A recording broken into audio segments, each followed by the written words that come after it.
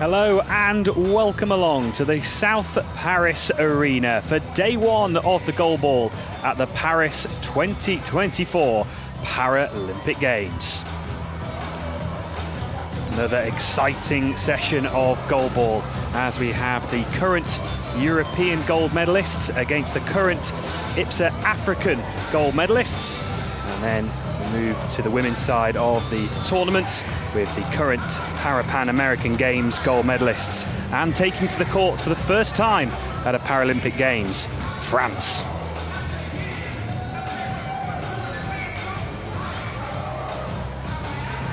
Well, there is always so much anticipation ahead of a nation's first match at a Paralympic Games. And it's now the turn of Ukraine and Egypt to take to the court.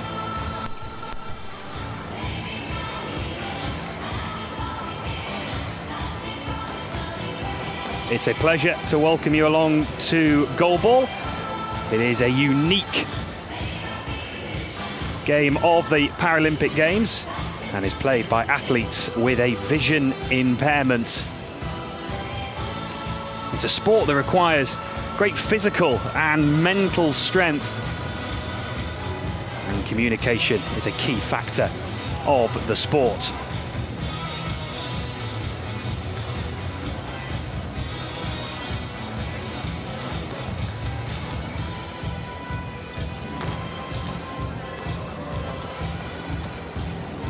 Well, the simple aim of Goalball is to try and score a goal into your opponent's net. Players can throw the ball using a variety of different techniques, including the 180 degrees turn, full rotation, and even some players throw the ball between their legs.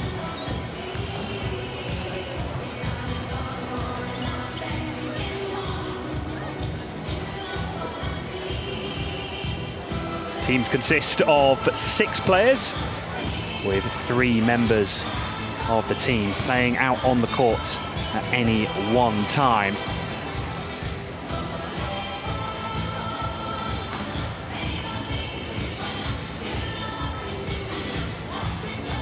All players are required to wear patches and blackout eye masks to ensure a level playing field for all players. Our first match of the session, it is the current IPSA European champions Ukraine versus the current IPSA African gold medalists Egypt.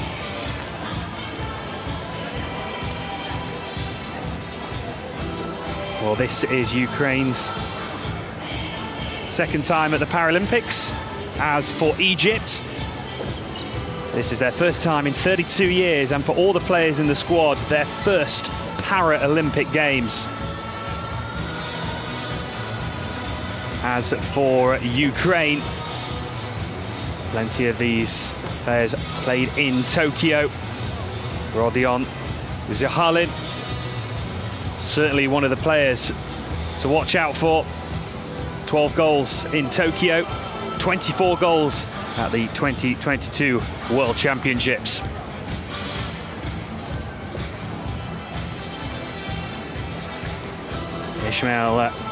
Mohamed Ismail, 17-year-old, one of the youngest competitors in the Goalball at the Paris 2024 Paralympic Games.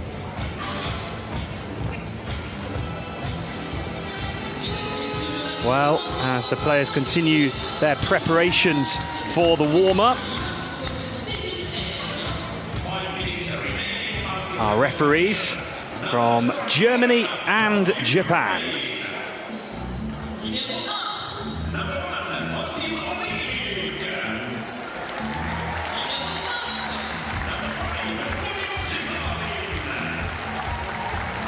Well, great expectation ahead of this session.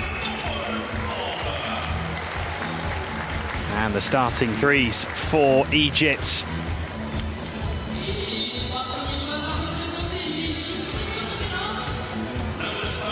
Saeed Awad, 19 goals at the 2022 World Championships in that starting three for Egypt.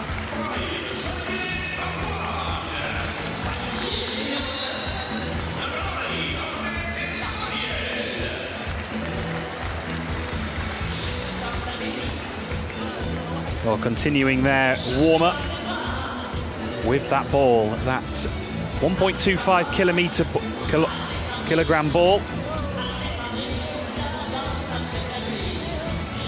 It is heavy and it's equates to relatively a bag of sugar that you'd have at home. It's a heavy object to throw across the court, and players can use any part of their body to block the ball.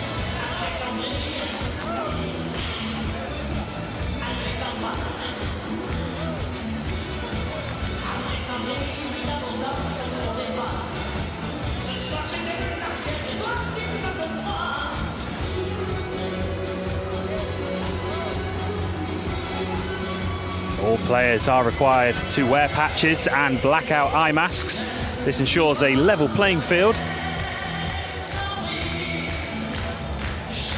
The players can use the frame of the goal, and the lines on the courts are slightly raised, so it just gives players the chance to orientate themselves around the court.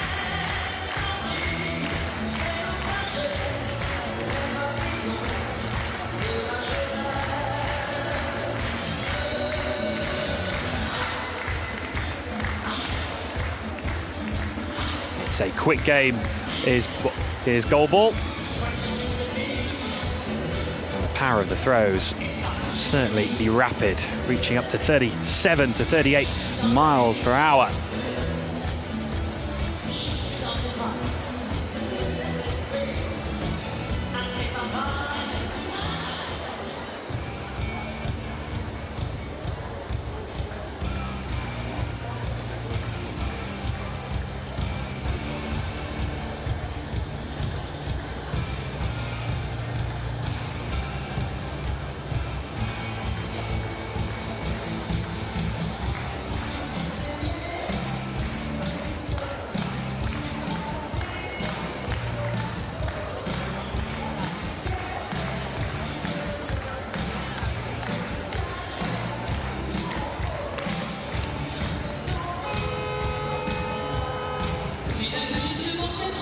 Well, the atmosphere is building here at the South Paris Arena.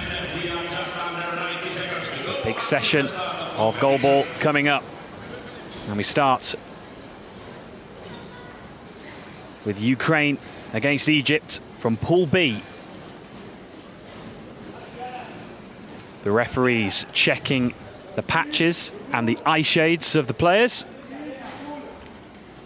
Process that is done before the start of the match and just before the start of the second half.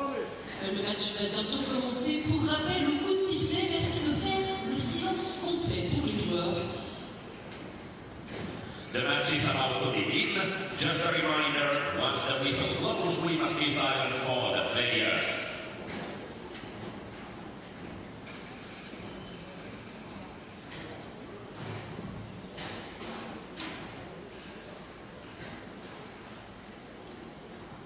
Vidier Dubrovin, the coach that guided them to gold at the IPSA European Championships in Montenegro in December. 10, 9, 8, 7, 6, 5, 4, 3, 2, 1, go!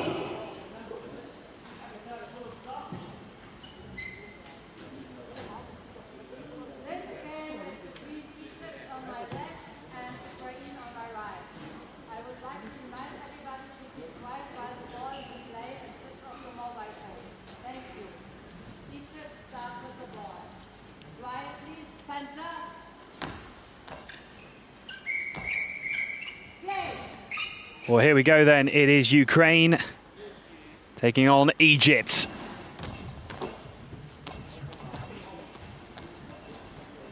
The current IPSA European gold medalists against the current IPSA African gold medalists. And it's Ukraine who score the early goal. Great start for Ukraine.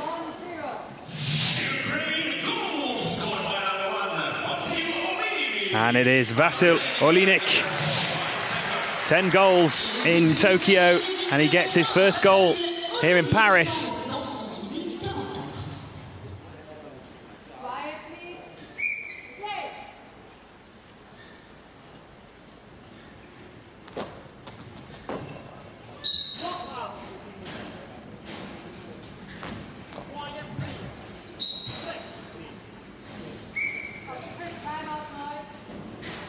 So the arena has to be completely silent whilst the ball is in play.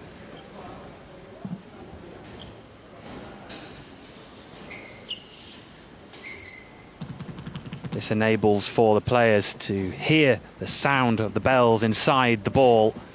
It is really important that the arena is silent.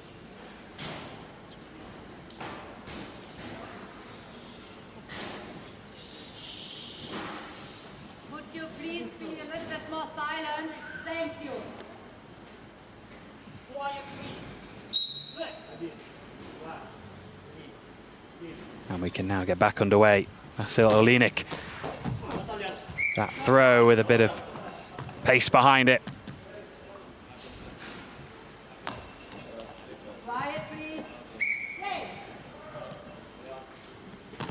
Ahmed Al-Said, number 9 for Egypt. Competing at his first Paralympics, as is the rest of the squad as well. Huge moments for Egypt.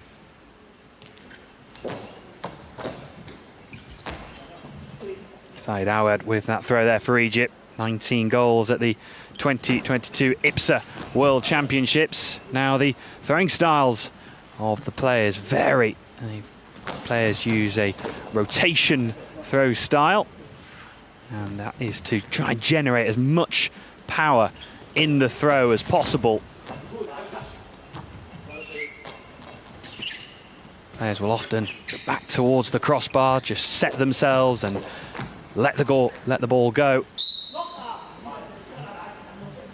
Use the entirety of the frame of the goal, and of course all the markings on the court are tactile, so they can feel their way around the court.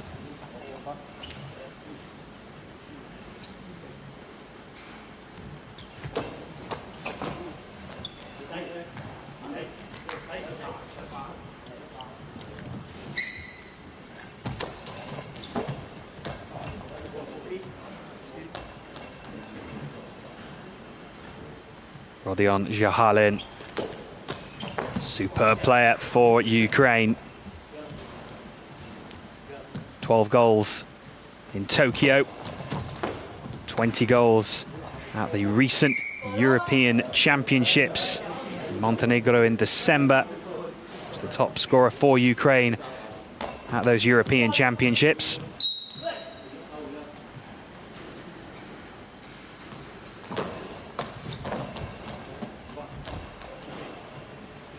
A very solid all-round team, Ukraine.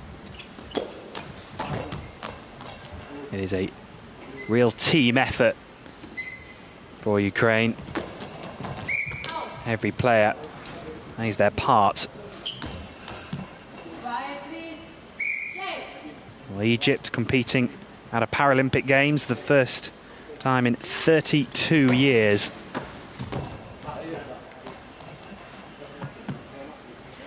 And are just settling themselves into the match.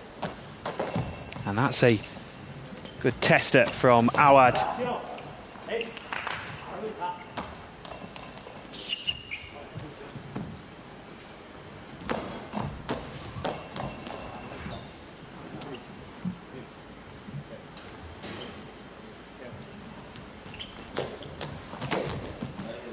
And that skipped off the surface there from Rodion Jahalin. Well, lots of players will change up their styles of throw during the game.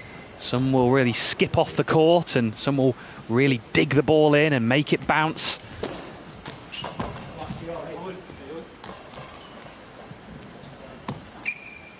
The defensive part of the game of goalball is a real test of concentration and listening, and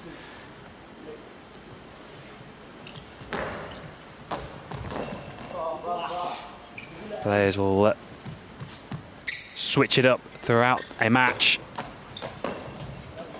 They won't necessarily stick to their side of the court. They'll move from left to right, even down the centre. As Harlin just slightly changes his angle, not wide left.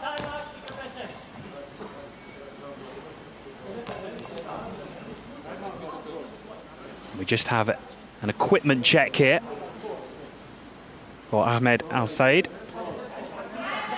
So the players cannot touch their eye shades during a match.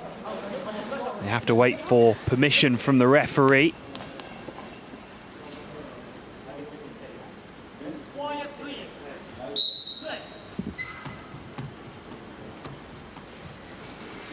Al Said going through the middle of those two teammates, just changing things up.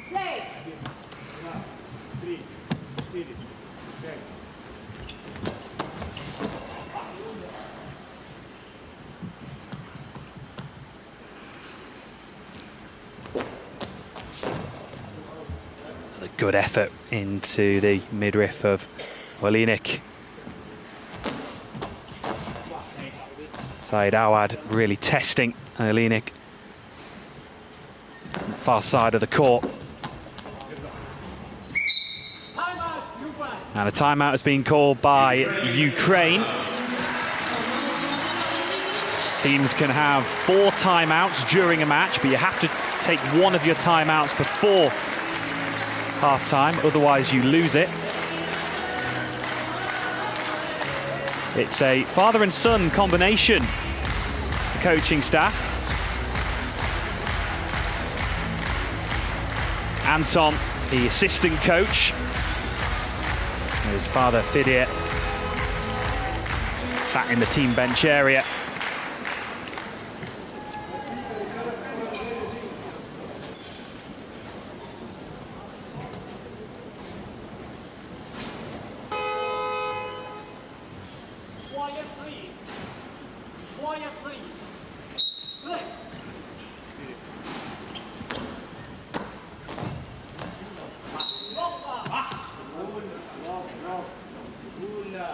Harlin opting to go cross-court on that occasion, trying to angle that throw into that side netting of the 9-metre wide goal.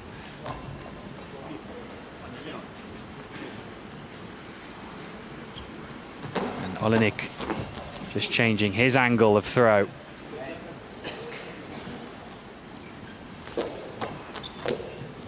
And that one bounces, and does it cross the line?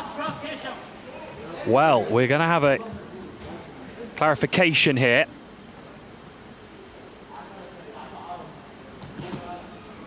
So that ball just popped up into the air, was rolling back. The whole ball has to cross the line.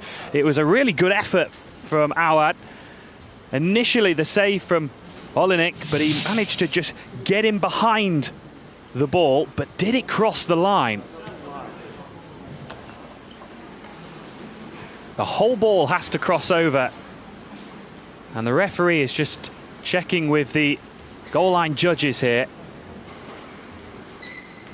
to double check.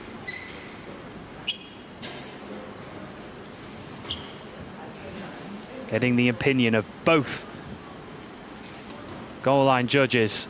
Really important. They have different views of that.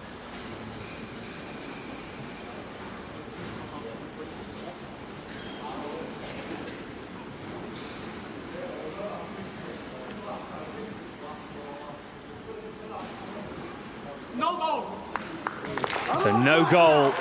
So in the end, it was really good work from Olinik, getting that save and then manoeuvring his body and timing it really well to clear that ball away. Great recovery from Vasil Olinik. But some encouragement for Egypt. This Ukraine team so solid in defence. And they've scored again, Ukraine. They soaked up that pressure. And they've scored a second goal. And it is Roland Zahalin who scores his first goal of the match.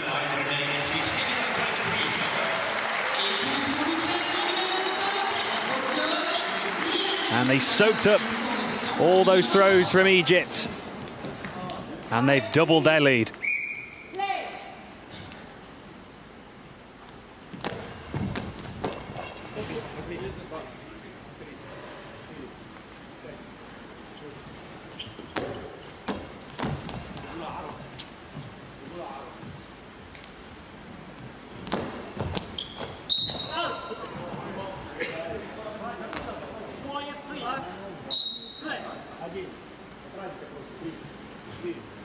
Another important factor, the sport of goalball, in the throwing actions, it has to bounce twice.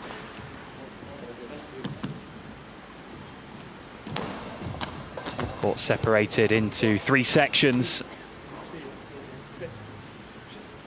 Sections in front of the goals are known as the team areas, and the section just either side of the centre line is the neutral area. So it has to bounce once in the team area and once in the neutral area. So far, these two teams have been very disciplined, making sure that ball bounces once in their team area and once in their neutral area.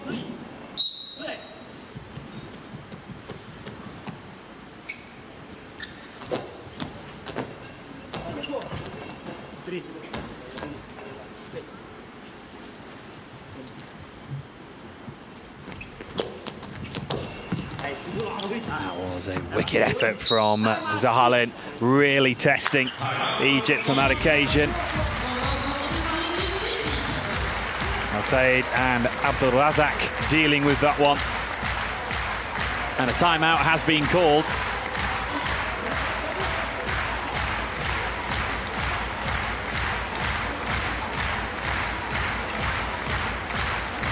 The court will be mopped regularly to clear any sweat or water away from the court. It needs to be as clean as possible to ensure that players don't slip up whilst they're throwing the ball or trying to save the ball.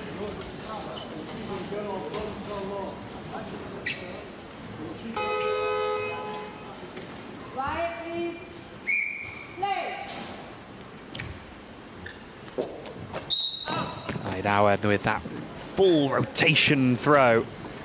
Such a skill and something you really have to perfect. Throw and the balance and also the accuracy as well.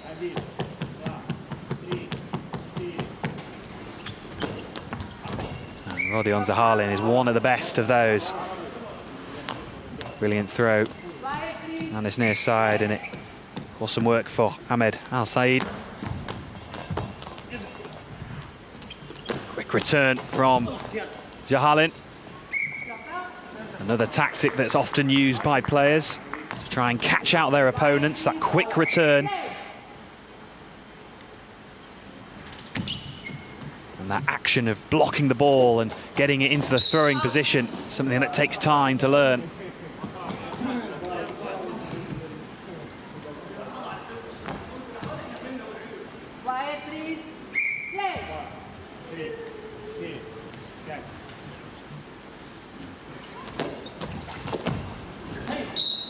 Well, brilliant work from Ahmed Al-Said. He covered for his teammates, the centre player, Ahmed Abdul-Razak. And that's why it's so important to work in pairs. If one misses, then the second one can follow up and block.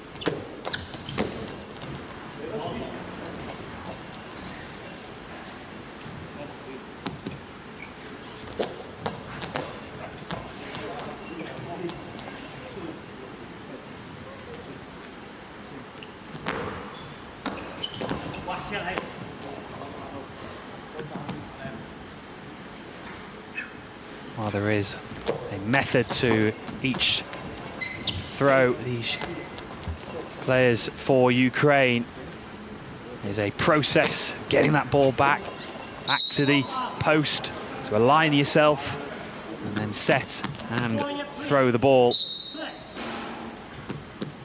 Also using those court markings, which are slightly raised across the court, to orientate yourself around and to get into position.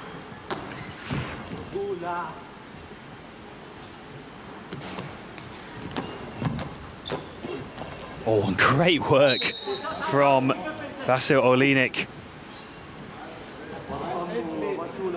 When you're on the floor, you're slightly raising your hip, but then to get your right arm up into the air and to be able to track that flight of the ball. Amazing skill and anticipation from Vasil Olinik.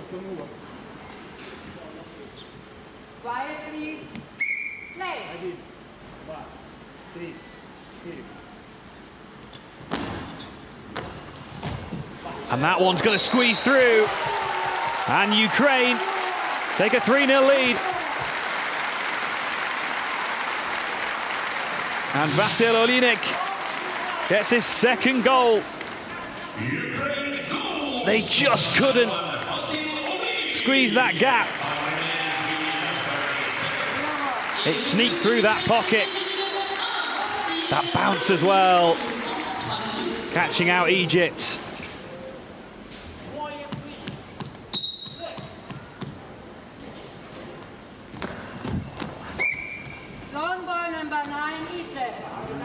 And our first personal penalty, long ball given against Ahmed Al Said. So the ball bounced in his team area, but it didn't bounce in the neutral area. Those sections either side of the centre line. So he has to defend this by himself. And it cannons off the post. And is kept out.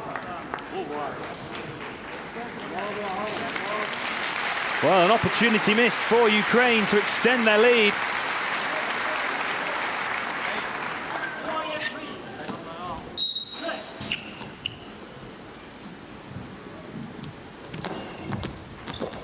And Egypt get away with conceding a penalty.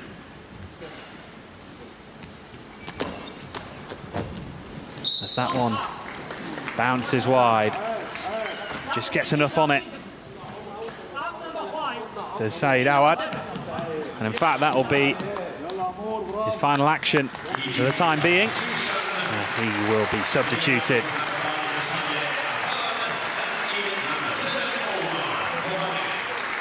Omar Mohamed comes on for Egypt.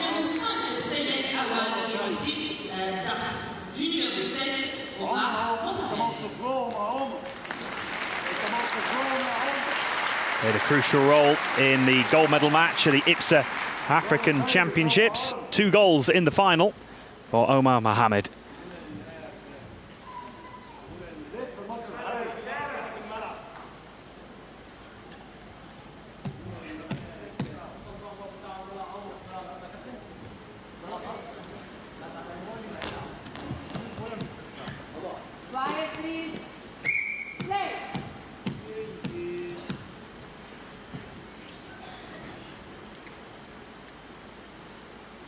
Here is the first throw then for Omar Mohamed.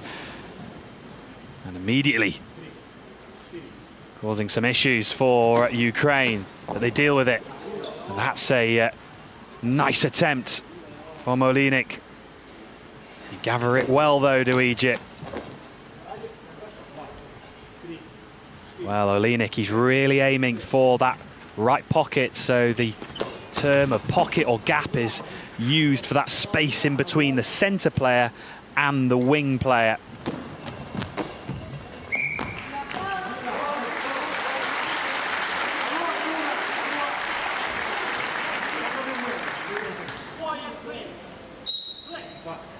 And we approach the final 2 minutes of the first half. It's 2 halves of 12 minutes, but the clock does stop every time the ball goes out of play.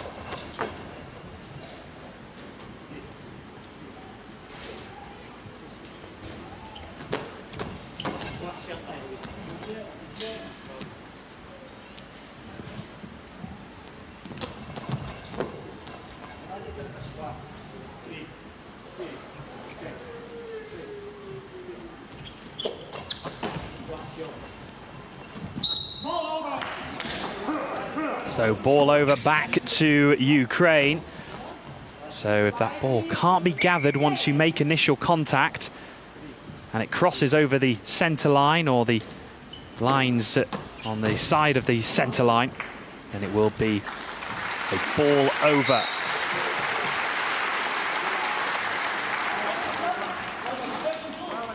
Please wait always until you clap with your hands, until you have visitors. Thank you.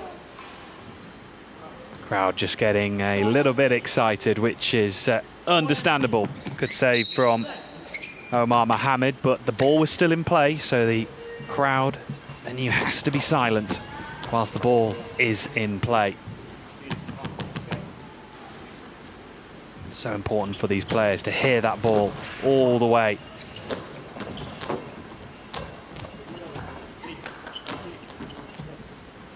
As players will move across the court, they might not initially throw from their right position. They can walk over to the left, and if that's happening whilst the crowd are making noise, then that will really be an advantage for a throwing team.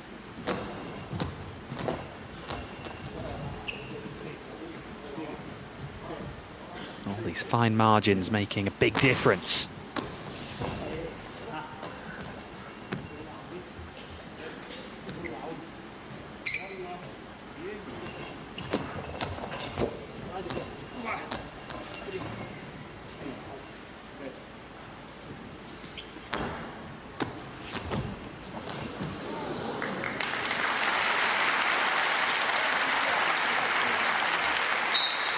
Omar Mohamed gathering the ball.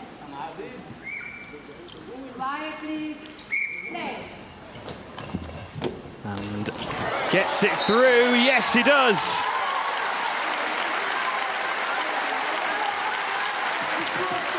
And Egypt score their first goal.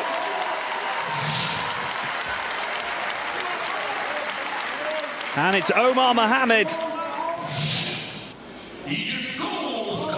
scoring his first goal at a Paralympic Games. Brilliant moment for him and for Egypt. Their first goal at the Paralympic Games for 32 years.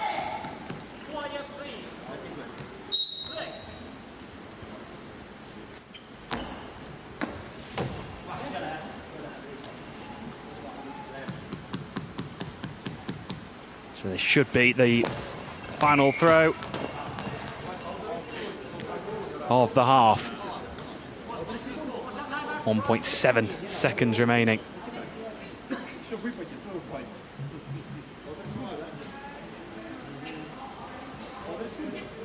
So when the ball goes out, it has to be placed back on by our goal line judge. And Zahalin just leaves the ball. He doesn't have to throw back,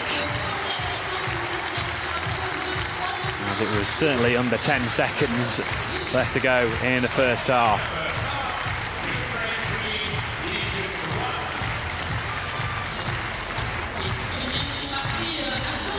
Well, Ukraine with a solid first half.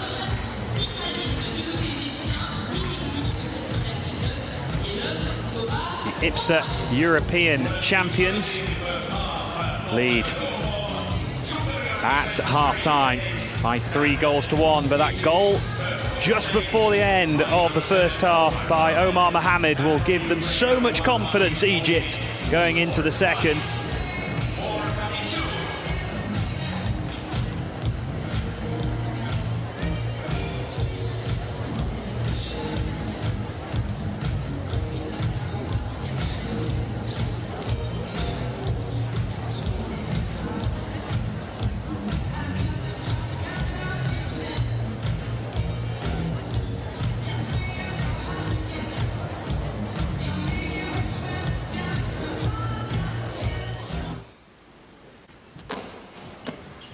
Well, it all started with a brilliant first goal of the game by Vasil Orinik. Pace and bounce behind that one. And this one was some brilliant defensive work this time by Olinik. Initial save and then getting back into position behind the goal line to push that ball away. It was brilliant work. And that one squeezing through. And a big moment for Omar Mohamed in Egypt. Their first goal at a Paralympic Games for 32 years. And it meant a lot.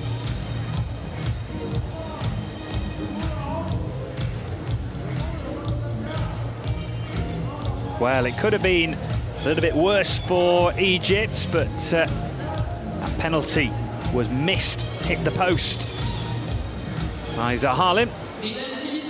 The rest of the stats very even. But that crucial stat, of course, the goals column. Ukraine leading by 3 goals to 1.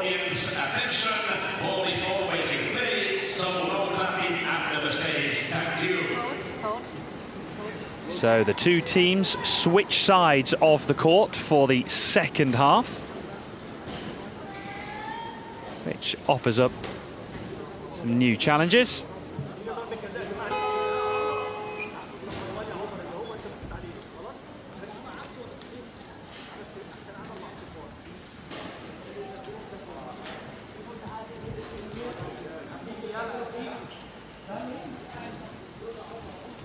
Second half of the game between Ukraine on my left and Egypt on my right. Half-time score, Ukraine 3, Egypt 1. Half-time substitution, Ukraine out number 5, in number 2. We start the second half with a team penalty delay of game, Ukraine number 1 to defend.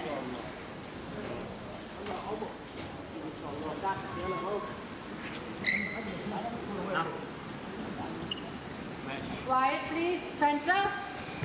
Well, we start this second half with a team penalty against Ukraine for a delay of game. And a chance here for Egypt to close the gap, but what a save! Vasil Olinik.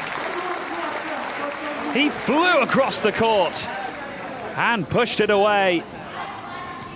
Excellent work from Vasil Olinik. And a chance missed by Egypt. And now this second half can really properly begin. So we had that team penalty against Ukraine for a delay of game for the start of the second half. And now the clock is running.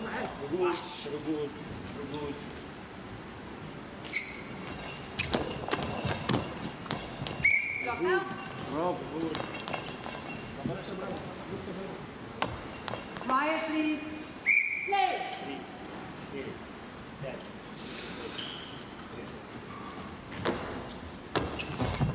There was also a substitution at half-time for Ukraine. Rodion Zahalin came off the court. Anton Strelchik coming on for Ukraine. He has the ball in his hand now.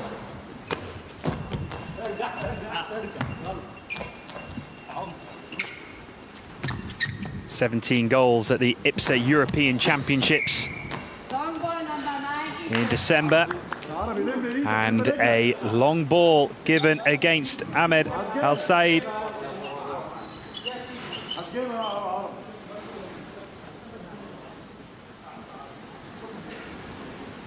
Quiet, please. Play.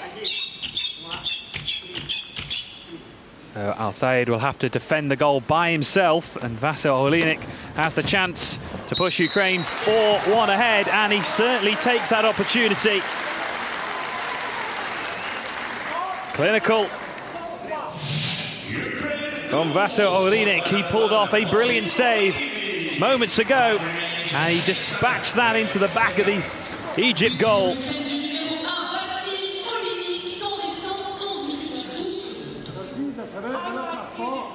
And just like that, Egypt could have been within 1 of Ukraine. But now Ukraine open up a 3-goal lead and a timeout for the two teams.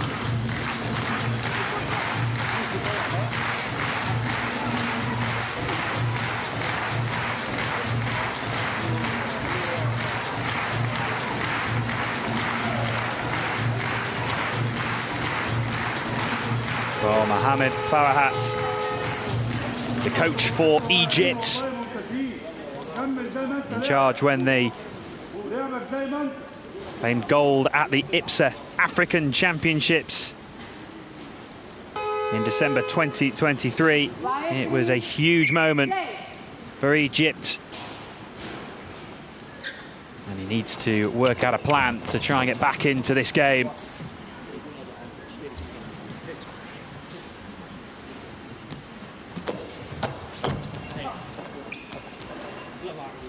So that rotation throw from Orinik. Players use a range of different throwing styles, a full rotation throw, a simple underarm throw. Anton Strelchik there, as that one bounces off the crossbar, and it takes all three of the players to gather the ball, and they do well to actually release the ball quickly to try and avoid a 10-second penalty. You have to release the ball once you've made that defensive action in 10 seconds. Good teamwork between the three Egypt players to gather the ball and release it quickly.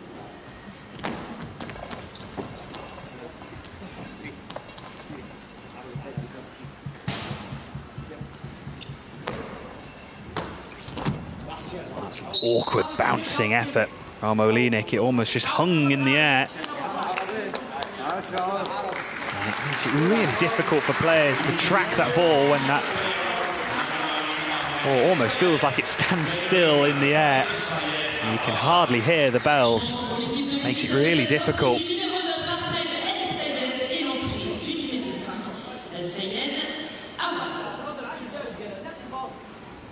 So Ahmed Al Said comes off the court.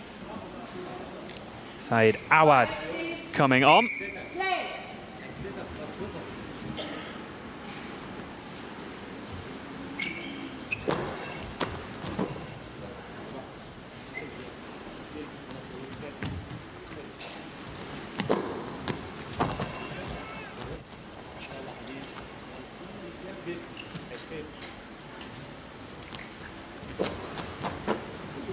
That one just goes through, and Egypt score their second of the match.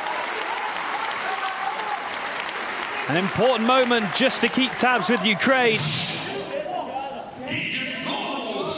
And the substitute making a big impact, Said Awad.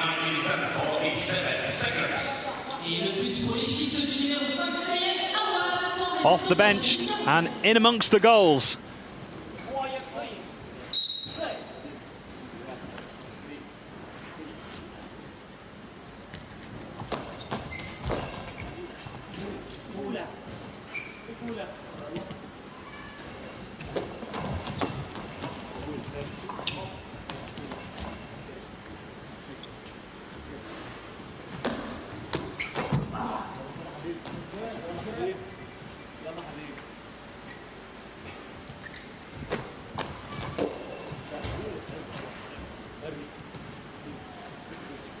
Anton Strelchik. A really important role in the final against Lithuania in the IPSA European Championships final in Montenegro. He was very good in those European Championships. 3 goals in that final, 17 in total.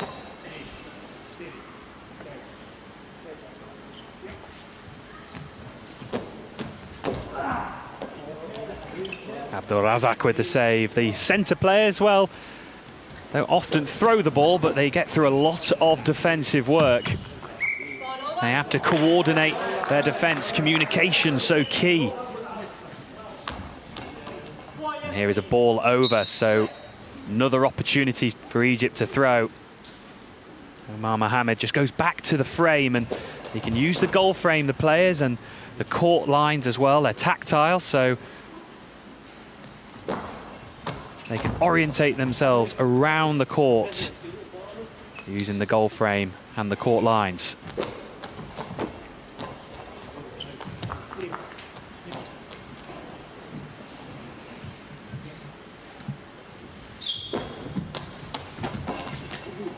Cross-court effort from Strelchuk, but immediately a great reply from Omar Mohamed. It was good thinking from Omar Mohamed. Well, at 27 years of age, he is the youngest player, I should say the oldest player on the team. It is a young squad, this Egypt side. And that is a brilliant bouncing effort into the back of the net. And Ukraine restore that 3-goal lead.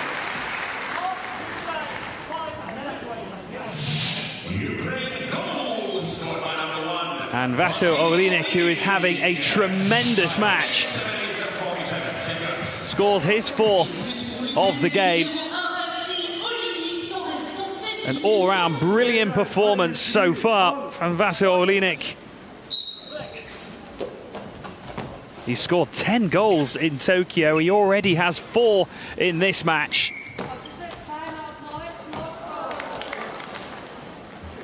Well, that one is going to be replayed, that throw, because there was some noise coming from the crowd. The referee called it early. The venue has to be completely silent. Very unique to goalball. And, of course, to the Paralympic Games.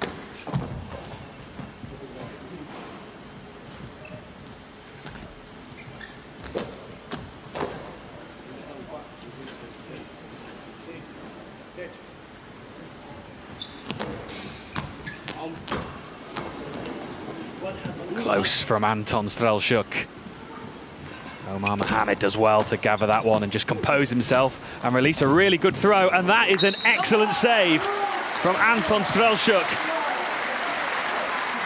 He reacted so quickly, maneuvered his body so well. That is brilliant from Anton Strelchuk. Had to shift his entire body from right to left and get his hand around the ball. Brilliant work from Anton Strelchuk.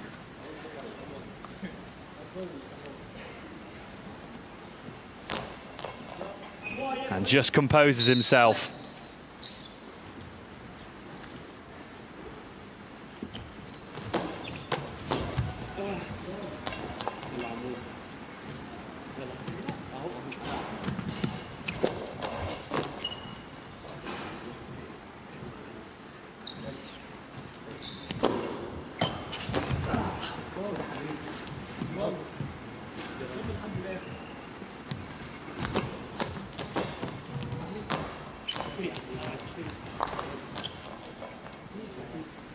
Toporkov with the save in the centre for Ukraine.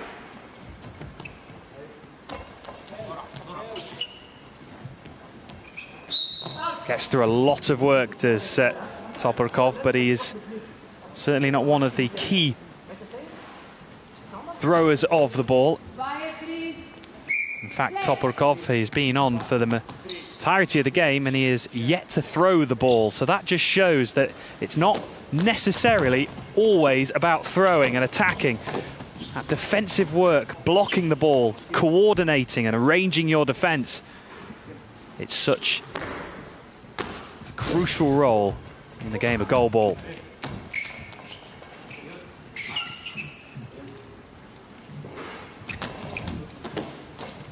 And that one deflects in, and Omar Mohamed gets his 2nd of the game, and Egypt are still within touching distance of Ukraine. They are not letting them get away from them. And that spin on that one, it was an awkward one for Toporkov to deal with. Excellent throw. And that spin just causing some problems for Toporkov and for Ukraine. And we have a timeout called.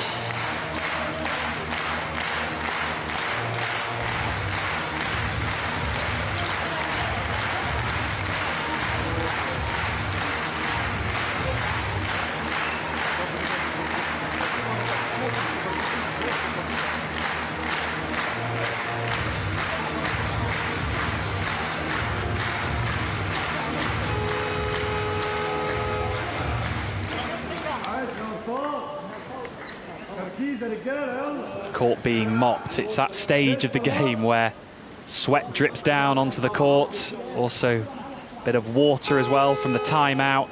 The court has to be pristine, it has to be clean to allow the players to throw the ball safely.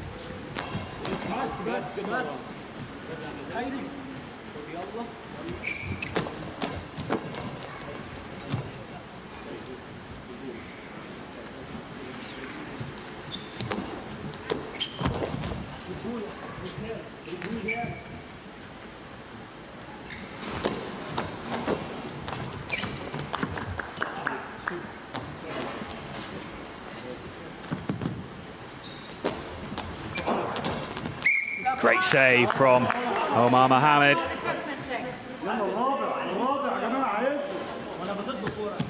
Closing that gap. He's aware of his space to his right and left. Good positioning. Using the court lines, his tactile court lines to orientate himself around and position himself well.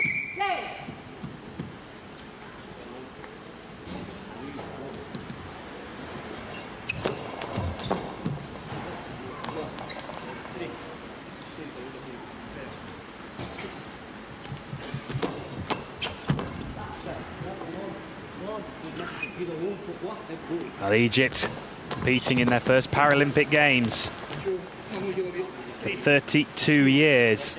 They have won medals at the Paralympic Games, 2 bronze and a silver medal.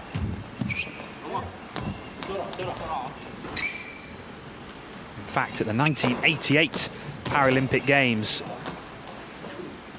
throughout their matches, they only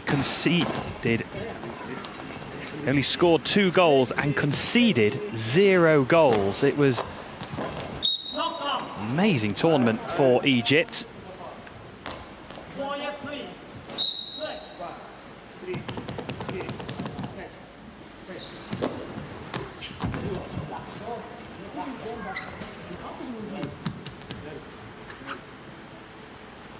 And they're just going through a period here in the match where their defence is really solid. Anton Strelchuk is trying to change that. And a quick reply, but good work from the defence. And Anton Strelchuk is getting through a lot of work. They're really trying to put the pressure on him. Take it away from Vaso Olinik, who has been excellent so far. And his throw there is blocked by Mohamed.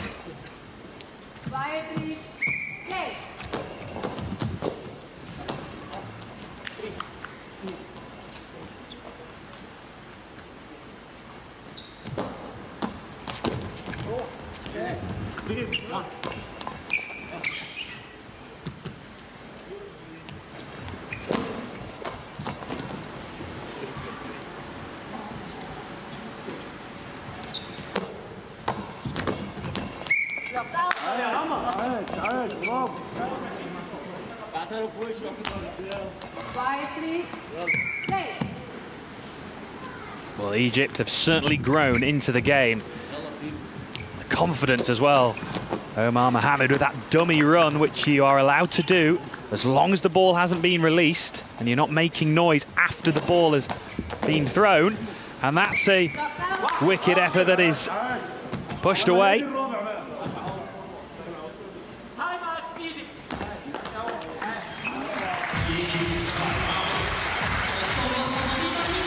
Timeout called by Egypt, just under 3 minutes remaining.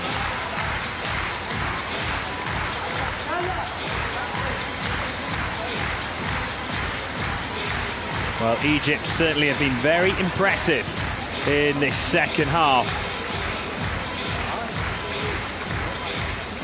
It could have been closer in the scoreline. They missed a penalty right at the start of the second half.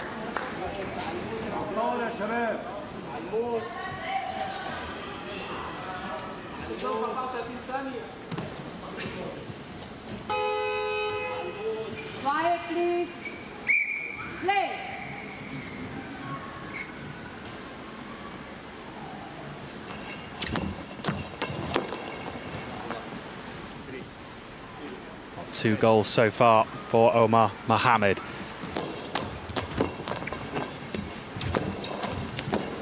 The 27-year-old for Egypt. He is the oldest in the squad. It is a really young team, and all of them competing at the Paralympics for the very first time.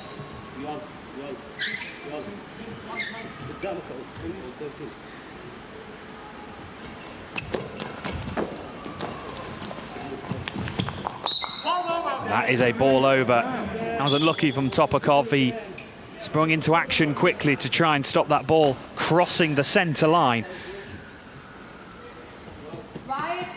which is often the job of that centre player.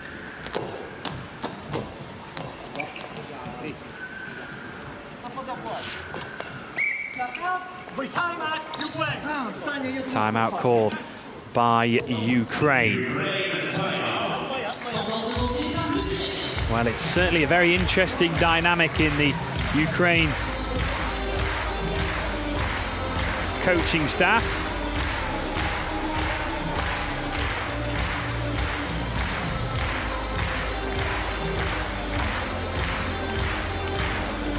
With a father and son dynamic. Anton, the assistant coach, out on the court, giving some words of advice.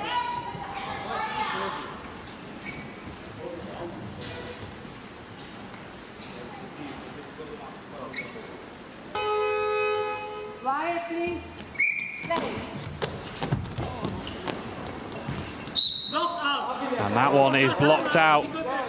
2 players. Abdelrazak and Awad having to clear that ball away, and in fact the eye shade coming off Abdelrazak.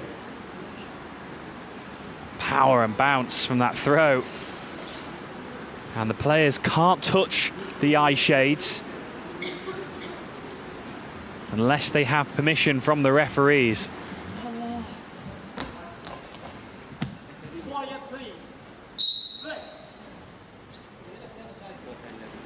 Players moving around in front of the goal, positioning themselves. They don't often just stick to their one side of the court.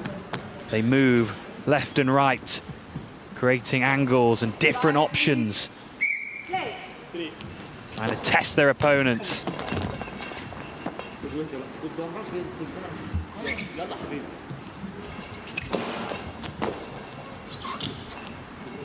Well, certainly Egypt in this second half have really been targeting that gap between Topokov and Anton Strelchuk. Topokov, the centre player, Strelchuk on the left. And that gap in between them is the target that Egypt have really tried to break through.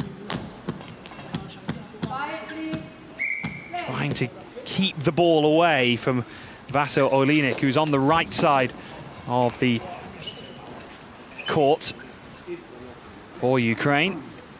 But he has the ball in his hands now.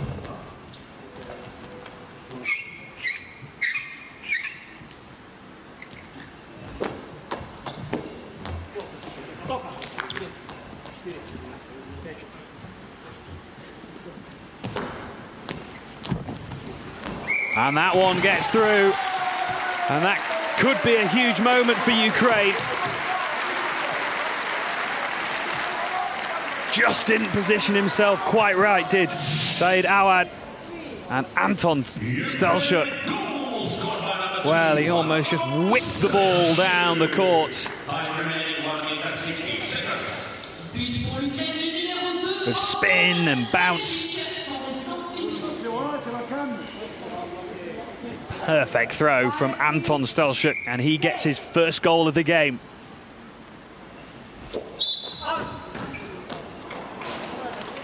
That is no goal. The ball had already gone out of the court. So you can't throw outside of the court towards the goal.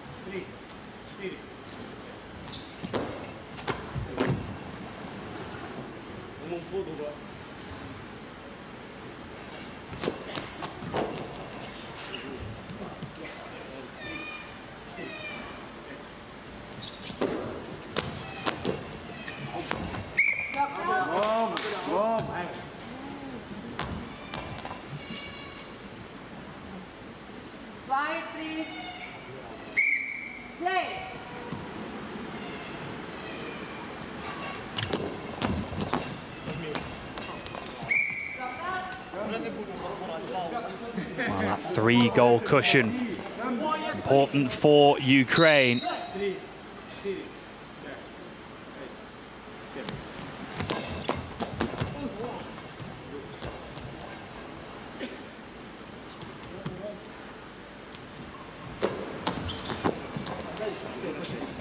Topokov in the centre for Ukraine. Such an important part of the team. Very understated is Alexander Topokov. In fact, he has not thrown the ball at all for Ukraine.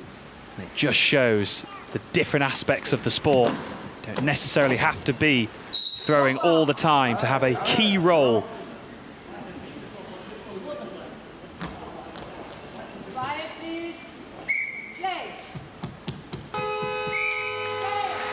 And that is full time. And it's Ukraine who secure the victory over Egypt.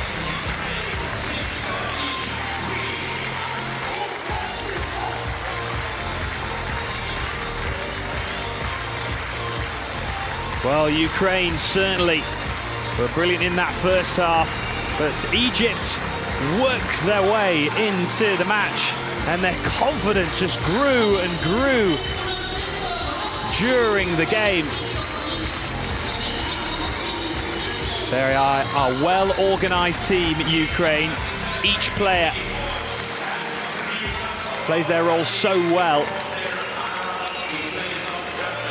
But Egypt, competing in their first match at a Paralympic Games for 32 years, will be very proud of their performance, I'm sure.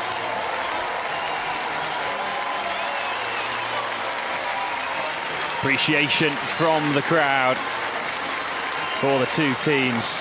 Now they can make some noise. Ukraine, winners by 6-3. Brilliant results for Ukraine. Something for Egypt to build on as well.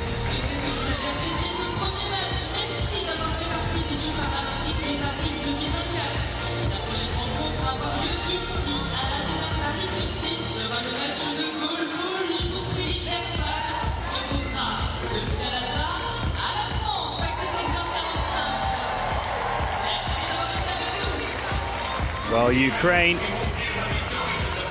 with a tremendous win, in particular Vasil Olinik playing a huge part in that result. Equal in the throws, but Egypt had to make a few more blocks. That important stats of Ukraine. 6 goals to Egypt 3, the most important.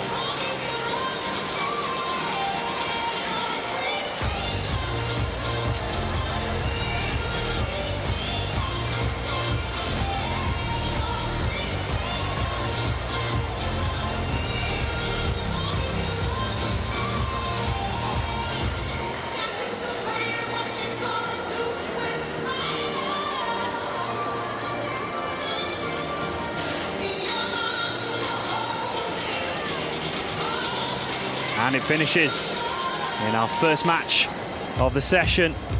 Ukraine 6, Egypt 3, here at the Paris 2024 Paralympic Games.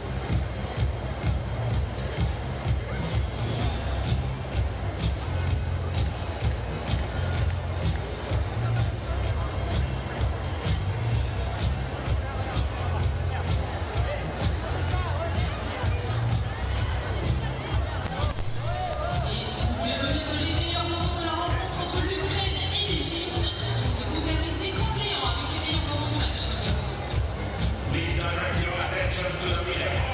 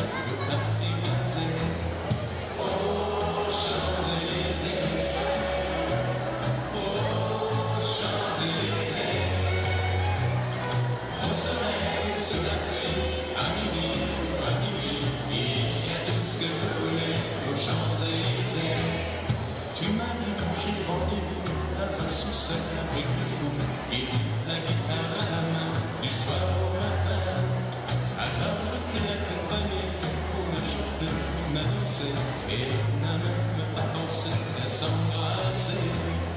Oh, Champs-Élysées, oh, Champs-Élysées, au soleil, sous la pluie, à midi ou à minuit, il y a tout ce que vous voulez aux Champs-Élysées.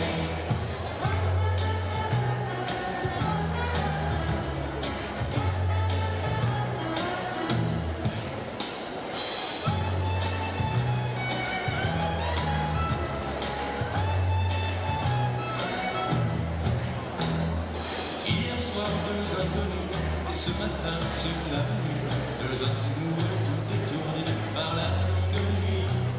Et de l'étoile à l'alcool, un orchestre à mi-corps, tous les oiseaux du coin du jour chantent l'amour.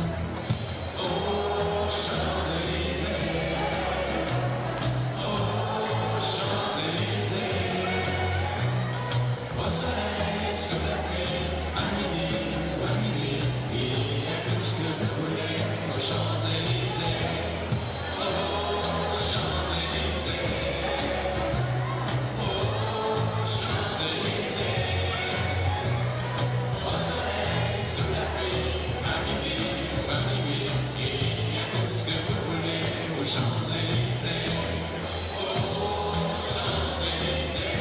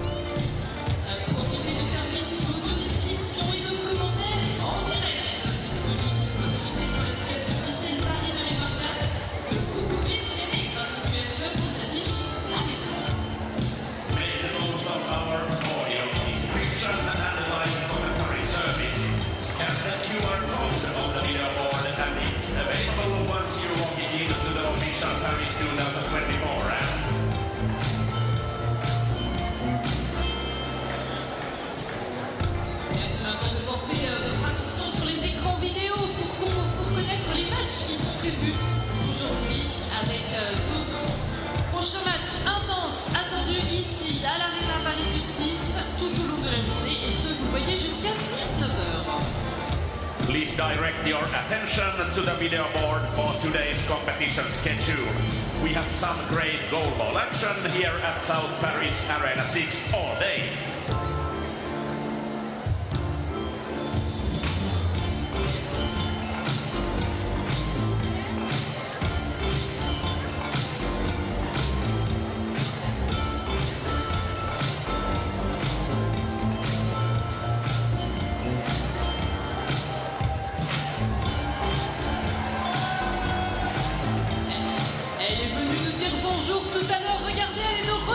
Notre mascotte Frige, on peut l'applaudir bien fort et lui réserver le meilleur accueil.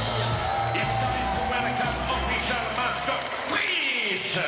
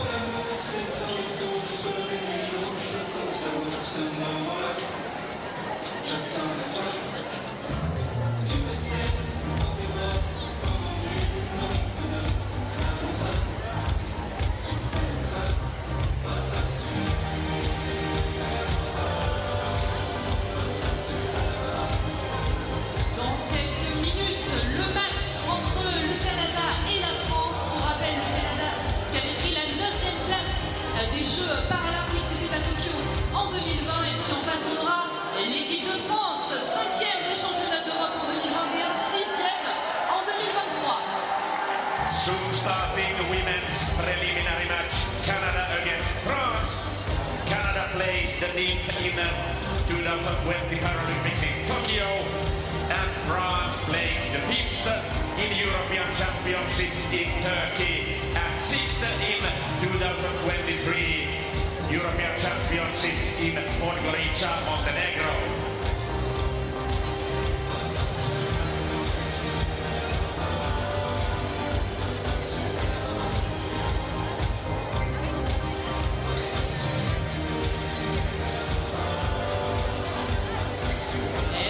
Les supporters du Canada sont dans la salle. Mais pas. Now it's time to cheer for Canada.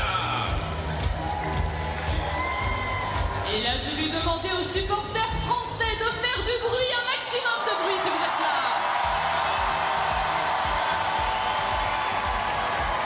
Now it's time to cheer for France.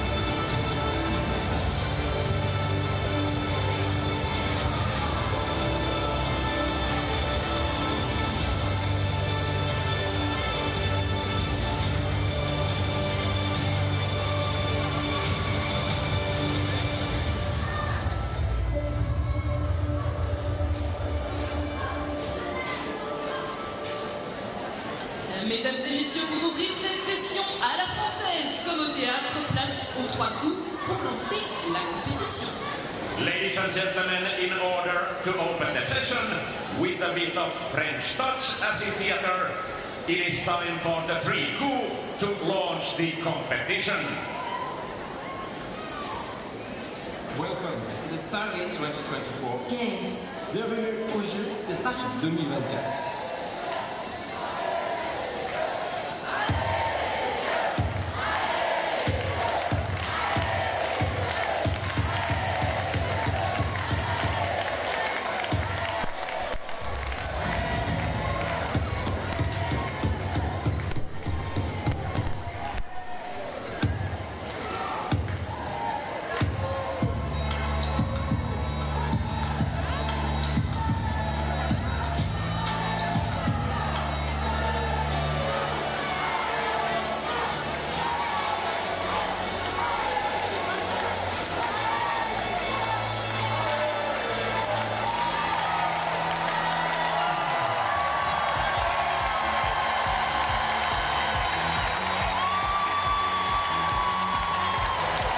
Mesdames et messieurs, il est temps de faire place aux athlètes. Merci d'accueillir les équipes du Canada et la France.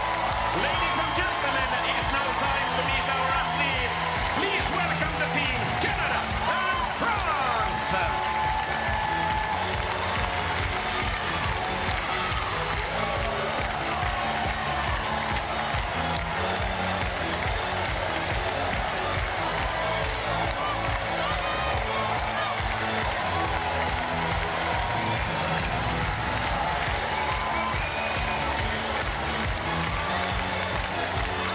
Nous allons maintenant découvrir les joueuses de l'équipe du Canada.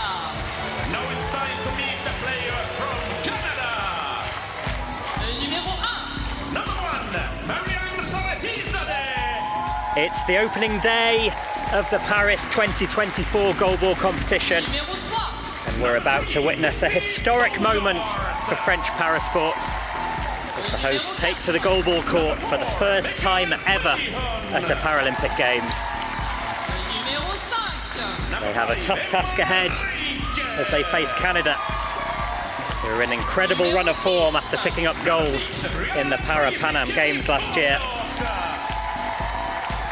But with France cheered on by what's sure to be a passionate Parisian crowd, they've got the opportunity to upset the form book and get their competition off to the best possible start. Assistant coach Claude Gagnon. Et la responsable du staff. Staff Megan Battle. As we see the two sets of players introduced, 6 players in a goalball squad, of which 3 will be on court at any one time. And listen to that reception for the French team playing in their first Paralympic Games goalball event. Number 4. Numéro 4, Coralie Gonzalez. Number 5. Numéro 5, Adélia Adjami. Number 7. Numéro 7, Gwendoline Matos. Number 8. Numéro 8, Loïse Rondepierre. Number 9. Et numéro 9, Jamali Berthier. Coach.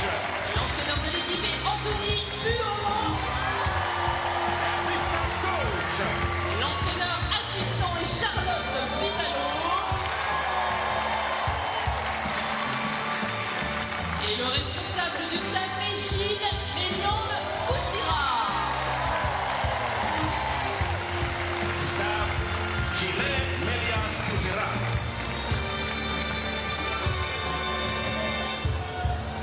Les arbitres du match sont The referees are Antonios Christodoulos from Greece and Juha Luotila from Finland.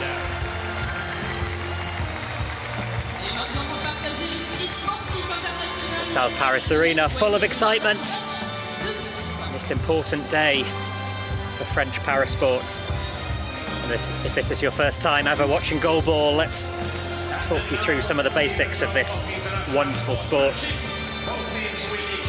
One of only 2 sports at this Paralympics with no Olympic equivalent, and it's been uniquely designed for athletes with a visual impairment.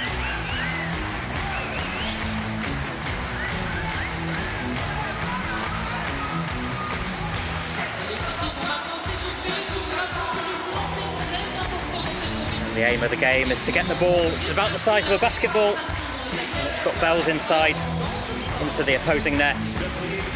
It's a net that runs all the way across the court.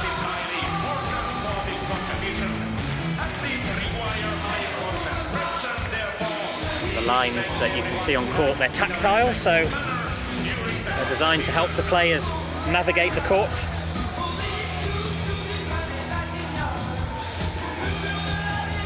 These players all wear eye shades. They all might have different levels of visual impairment, but with the eye shades, it's totally pitch black. That means everyone can play on an even footing.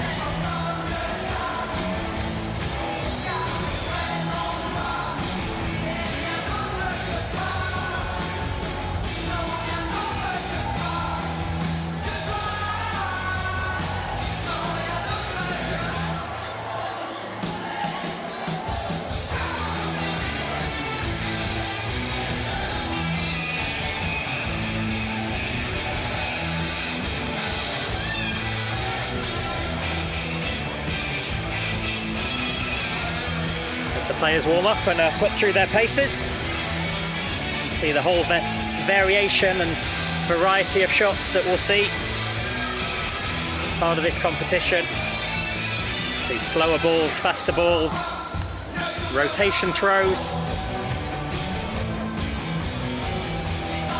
And these fantastic players will be taking centre stage at the South Paris Arena, a wonderful venue. Today, the French men's and women's team will compete on the highest possible stage for the first time. And that crowd, which will be no doubt keenly supporting Les Bleus, they'll have to be absolutely silent while the ball's in play.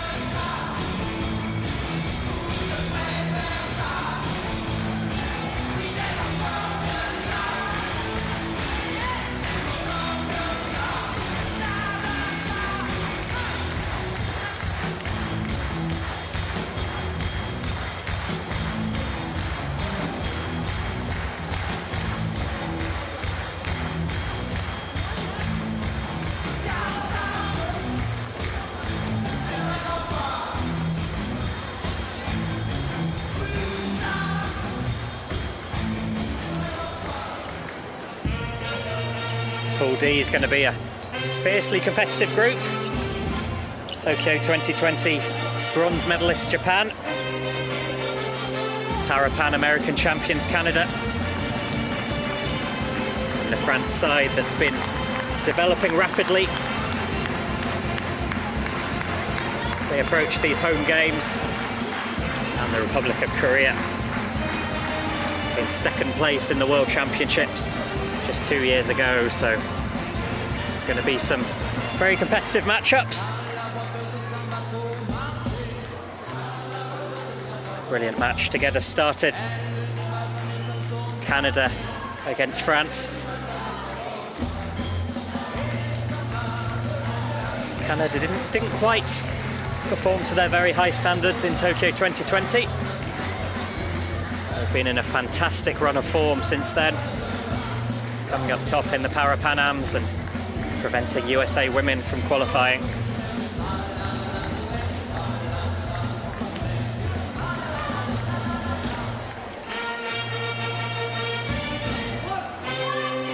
And a reminder, it's Canada against France in Pool D. Not the first time these two sides have faced each other. Played in the World Championships in 2022. That time it was Canada that came out on top, 12 goals to 2.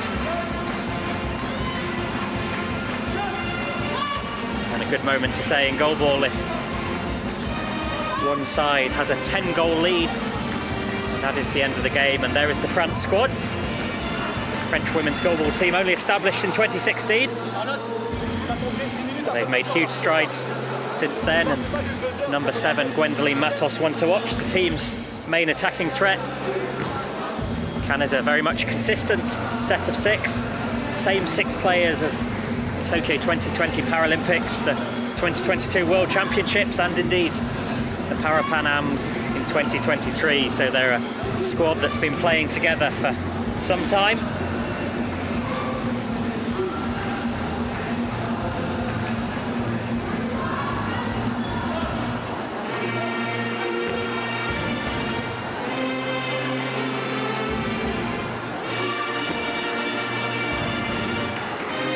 This is the interesting moment where we see which 3 players will be starting from each side. Looks like the French starting 3, Coralie Gonzalez, Gwendoline Matos, Yamali Belkia. Remains to be seen who will be taking to court for Canada.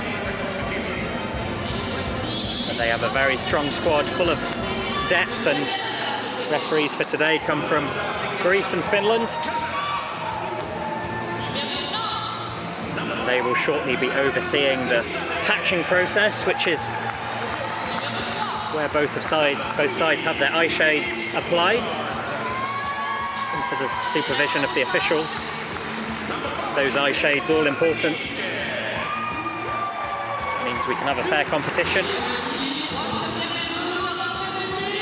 Only eye shades can be adjusted during a break and play. If you touch your eye shades during the match, and that's a penalty.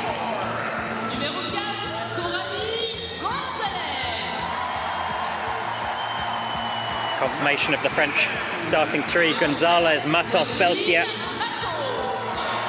Matos probably be providing any French goals that come. She's a very talented offensive player.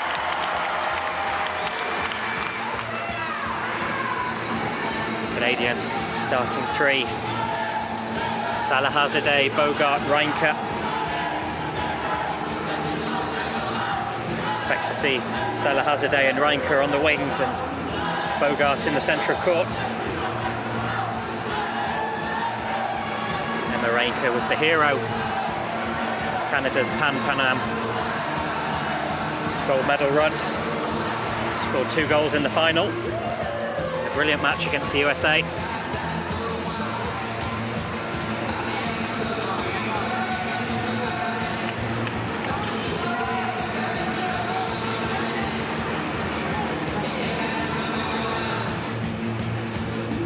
Final words of advice from the Canadian coach, Trent Fairbrother.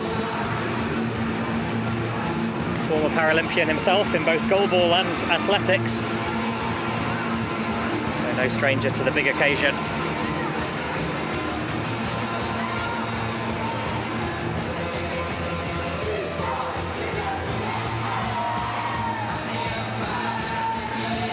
It really does feel like the atmosphere has gone up a notch, with the home nation taking to court. Will that home crowd make a difference?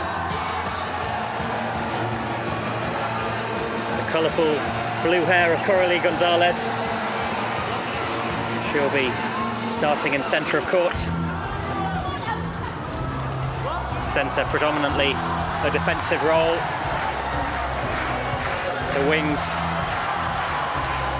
usually provide the attacking threat, but increasingly we're seeing these players acting as all-rounders, and brilliant to see Coralie Gonzalez revving up the crowd. But as noisy as this crowd is now, they'll have to be deadly silent when the ball's in play.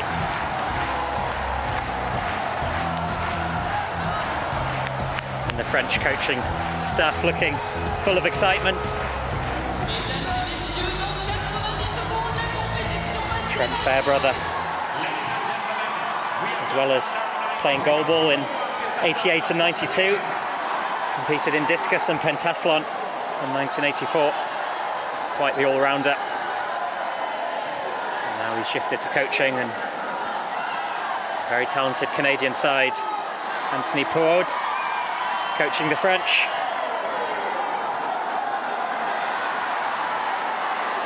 A lot of energy, a lot of investment's gone into this goalball side in the years running up to this home games.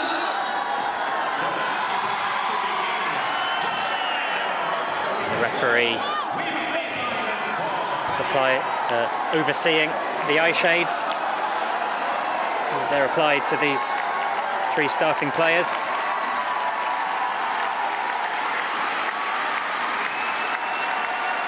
These players might have differing levels of visual impairment, but those eye shades help to ensure a fair competition. Make sure everyone's playing under the same conditions. 9, 8, 7, 6, 5, 4, 3, 2, 1, go!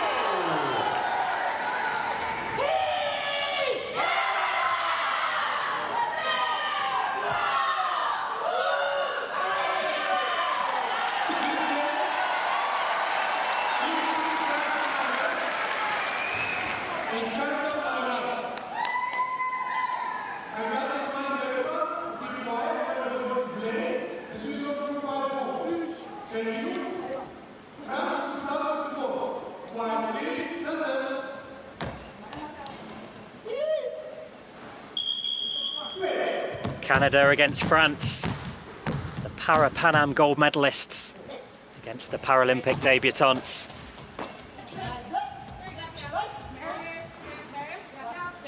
If this is your first time watching this wonderful sport, we'll talk you through all the basics.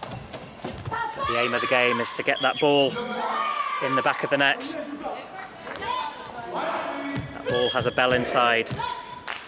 Players relying entirely on hearing the ball.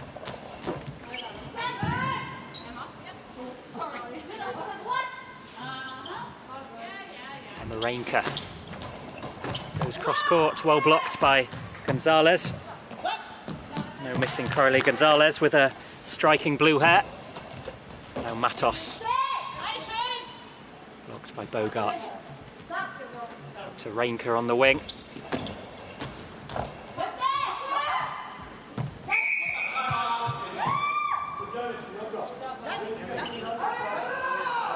Officials calling for an equipment check. Usually that means someone's eye shades have been dislodged. And indeed, Whitney Bogart. The force of some of these collisions with the ball mean that eye shades can easily become dislodged. Early throw for Yalami Belkia.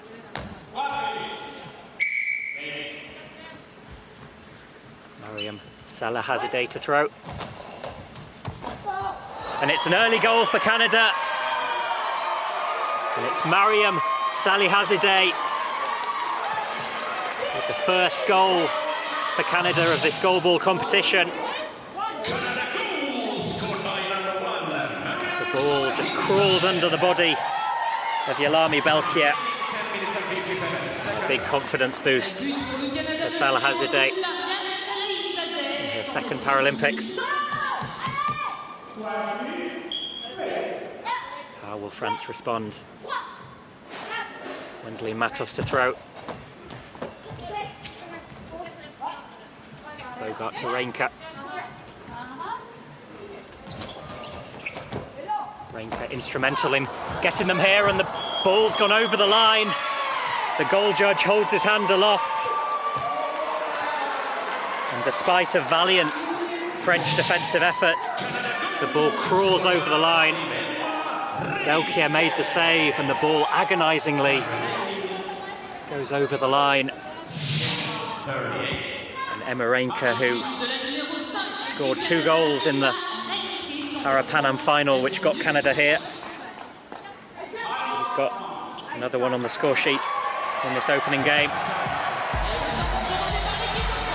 An early timeout, chance for France to regroup. There's always going to be a tall order, lots of ranking places between these two sides. France ranked 18th, the lowest ranked side in the competition. And that quality is starting to show.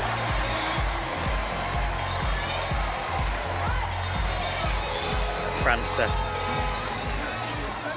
warmly supported, and sometimes that can make a difference. No shortage of passion from Coralie Gonzalez in the centre of court. Belkia to throw.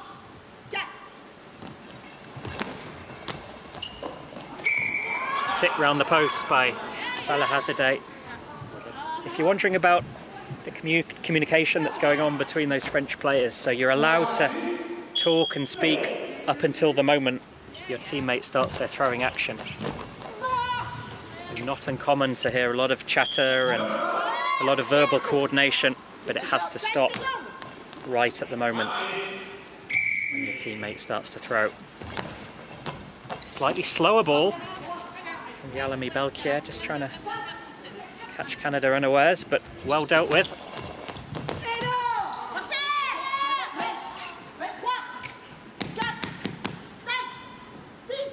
Wendley Matos, we know she can certainly score and provide an offensive threat. We haven't yet seen it from her, but no doubt lots to come from her. Good block from Matos. Belkia advances up court, but well blocked by Bogart. She's such a pillar in the middle of court, and that's a good block by Belkia to send it over the bar. Unusual coaching position from Anthony Proud, but getting an alternative view.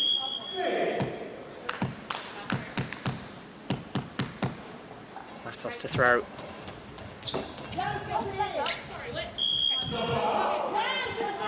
Blocked out, which means Canada keep possession, because the ball remained in the Canadian third of court. Means Canada get to keep the ball. Now Matos to throw.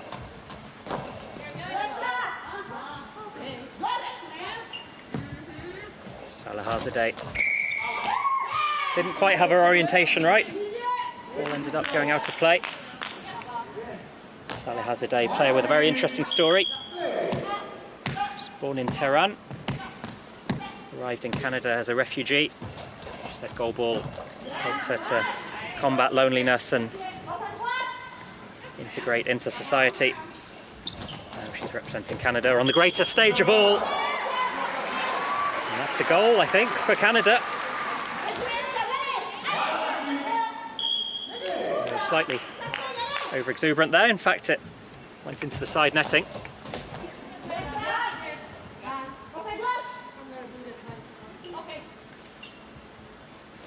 Nice to go down, it's a good save from the French wing.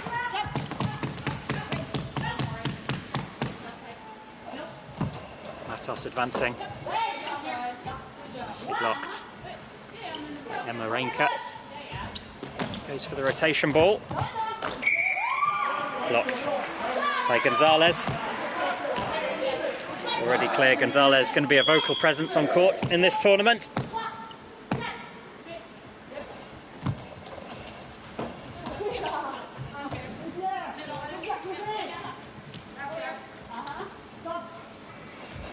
Reinke with the rotation throw. Covered well by Matos, just steadying herself on the post. Those posts really important in helping these players to orientate themselves on the court. Salahazadeh. And Salahazadeh makes it 2.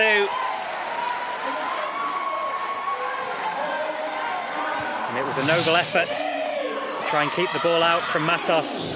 Tried to use her legs, but only ended up propelling it into the back of the net. Salahazadeh will be very happy with that start.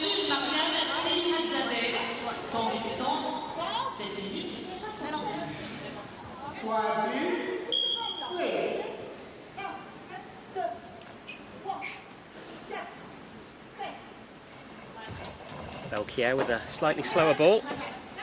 Sometimes the slower ball makes a bit less noise. It can be quite tricky to defend, as opposed to the heavy bouncing ball.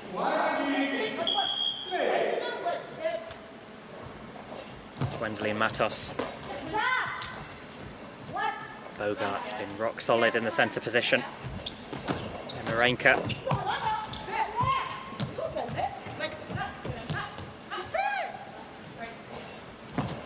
Matos once again. Clear that Matos is going to be the main offensive option for France.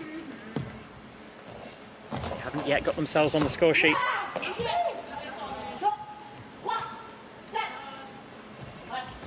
Belkier. Bit of bounce on that one. Easily dealt with though by Emma Reinke. Here at her second Paralympics. And it's Emma Reinke, makes it 4.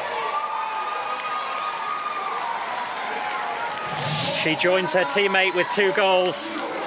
It was straight and direct, but found the gap between Belkier and Coralie Gonzalez.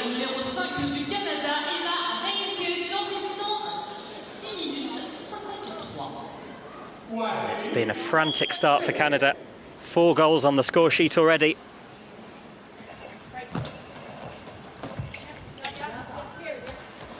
Perhaps Canada even heading for the 10-goal win, which would end this game prematurely. But still lots to come, and it feels like France haven't quite got into top gear yet.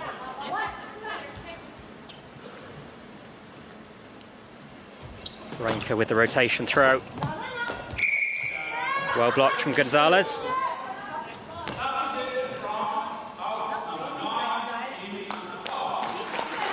France to make a change. It's going to be Belkier to make way.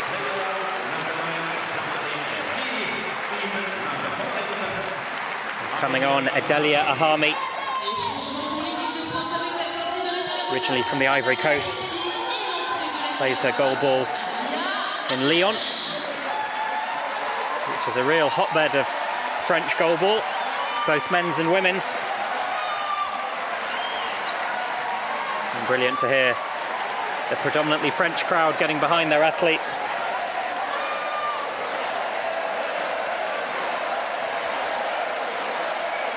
And although they have to be silent when the ball's in play, they're certainly making their voices heard.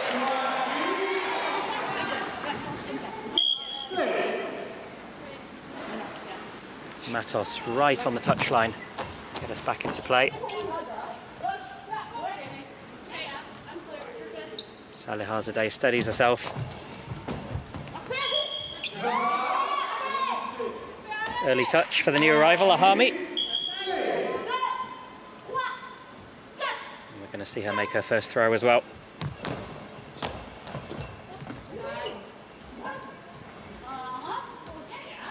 Now it's Reinke. Well blocked from Ahami.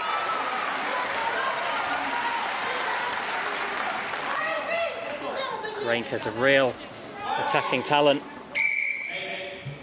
Really difficult to defend.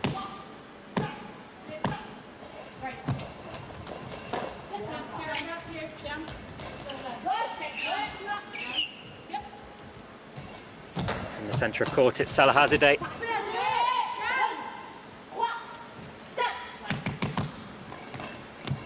The French centre player taking a real coordinating role. You can hear her giving verbal instructions, but only allowed to do it up until the moment that the throwing action begins. Well gathered by Matos.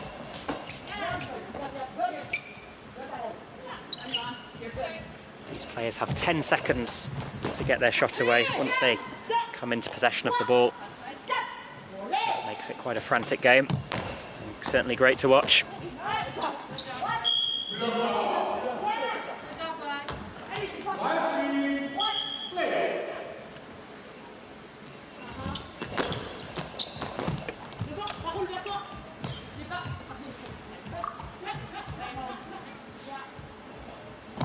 Matos. France yet to find a way through that Canadian trio.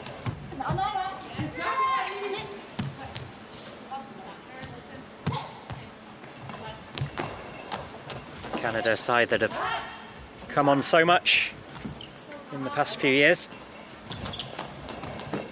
By their own admission, their performance in Tokyo wasn't quite in line with their expectations. Amy Burke, who's on the bench right now, she said the team totally changed their team identity, their culture, their values. Almost started from a clean slate, and they've been much stronger since. And they're certainly starting this goalball competition a lot more brightly than they did in Tokyo.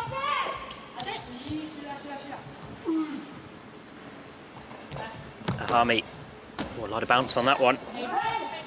So easy for Whitney Bogart. She's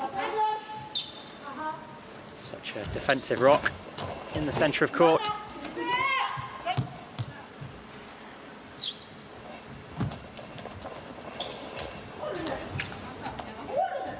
Reinke gets up quickly, gets it straight into play.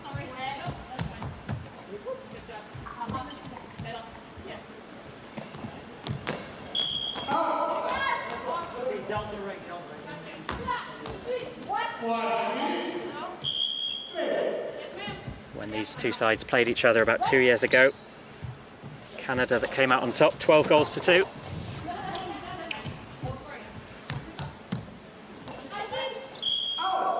And if you're wondering why Gonzalez put the ball out there, these players have 10 seconds in order to return the ball. Gonzalez thinking better to put the ball out and concede possession rather than give away a penalty. And penalties in goalball are one-on-one, which, with that big net, Make them very dangerous indeed.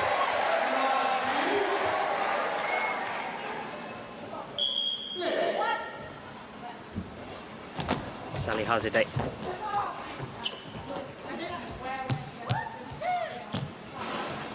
Hayami.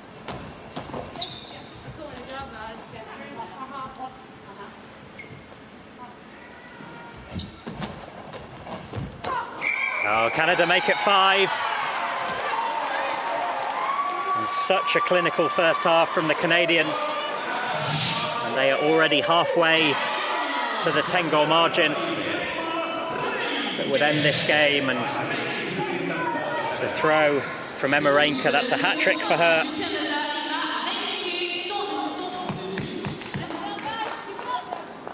Canada blessed with so many attacking options.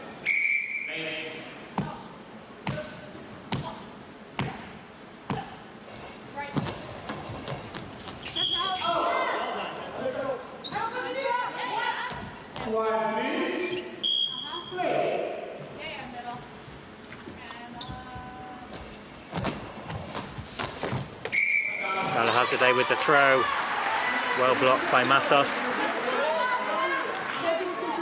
Gwendoline Matos, number 7. It's not a coincidence she wears number 7. It's 7th letter of the alphabet is G.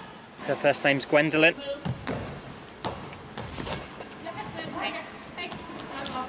Also G, 2 words close to her heart. Goalball and gagne, which is winning in French. Fortunately for her, they're not winning at the moment, but certainly playing very well.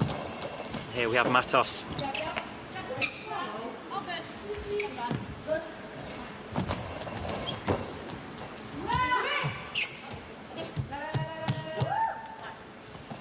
Hayami on the wing. Straight to her counterpart, Emarenka. Emarenka throwing from the central position. Trying to catch the opponent by surprise. Putting in throws from unexpected angles.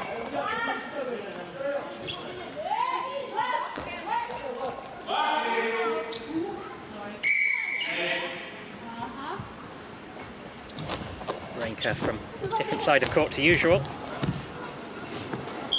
And France just about keep it out through a combination of Coralie Gonzalez and Adelia Ahami.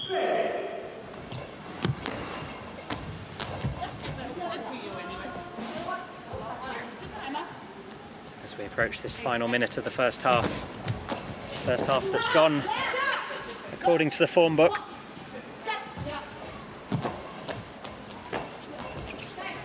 Canada, the Para-Pan Am gold medalists.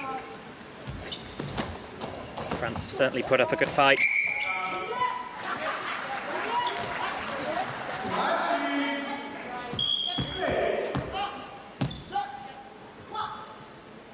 Hayami to throw, goes from the centre of court. Element of surprise, but well blocked by Canada. Canada call the timeout. Trent Fairbrother will be very, very happy with how this first half has gone.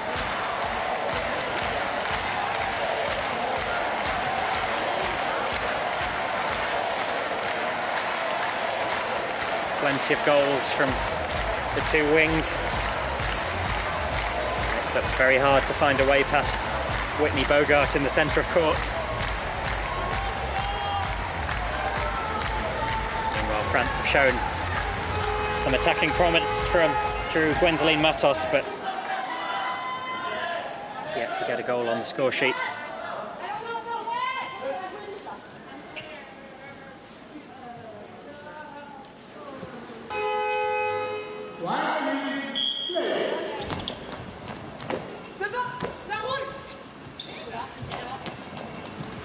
Slower ball, parried from Bogart to Renka.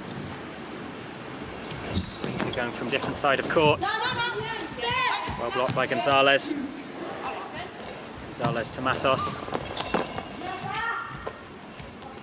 Renka responds quickly.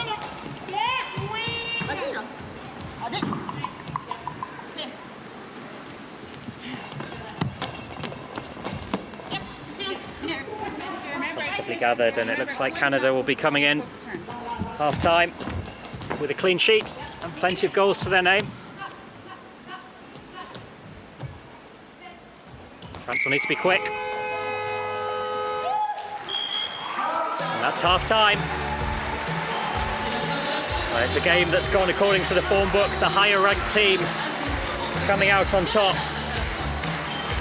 Flurry of Canadian goals, including a hat-trick from Emma Reinke. Means Canada lead at the break. But France, cheered on by this noisy home crowd, have put up a spirited effort, and they still have the second half to get themselves on the score sheet and back in this game. A brilliant first half.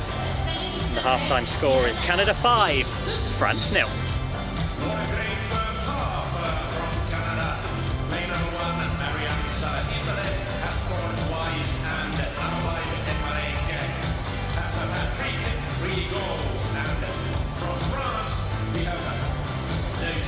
A lively home crowd enjoying this sport that's unique to the Paralympic movement. There's no Olympic counterpart. And a chance for fans from all over the world to see this fast and physical sport.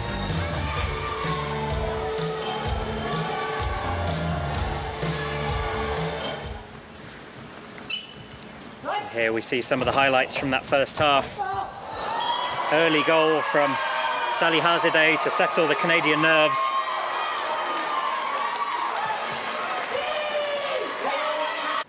And after that, the goals kept on coming. Emma Reinke getting herself off the mark, despite a gutsy French effort to keep it out.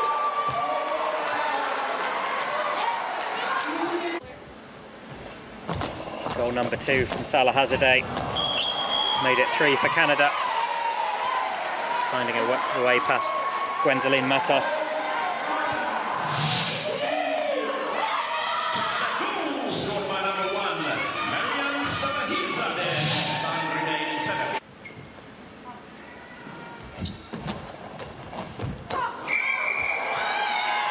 And Emma Reinke from a different side of court to usual,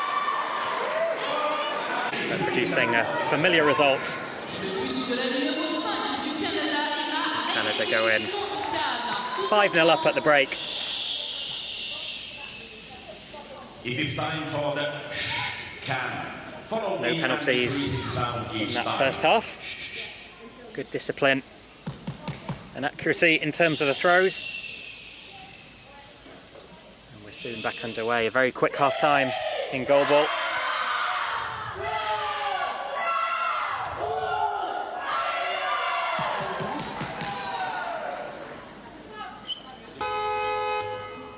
It looks like Canada have made a change.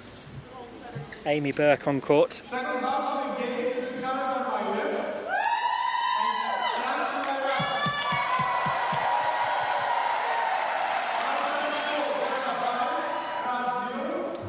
Half-time substitutions for Canada.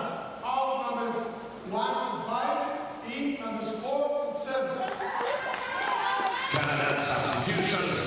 Out number 1. In fact, we have 2 changes. Amy Burke and Megan Mahon coming on. Number 4, Megan Mahon. Amy Burke, a very experienced Paralympian, here in her 5th Paralympic Games.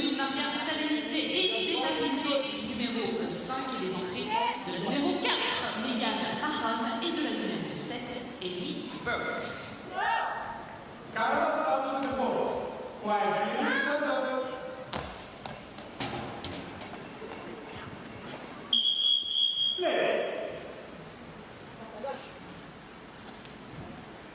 Canada against France in the women's goalball competition. Can the home team playing in their first Paralympic goalball event get a goal on the score sheet? Can Canada make it to the 10-goal margin that would bring this game to an early end?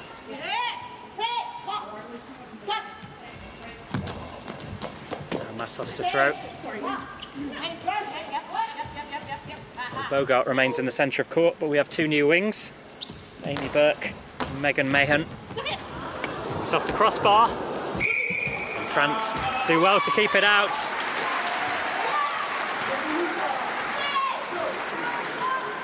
The ball could have gone anywhere, including in the back of the net, but fortunately for France, that save from Matos enough to keep it out.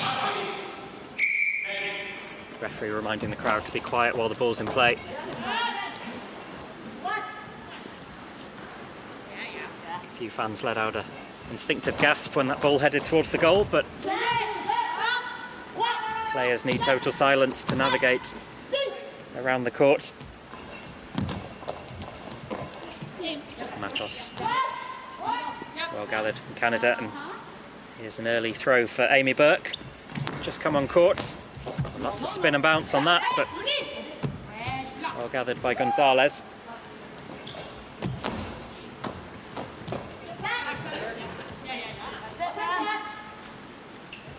First throw for Megan Mayen.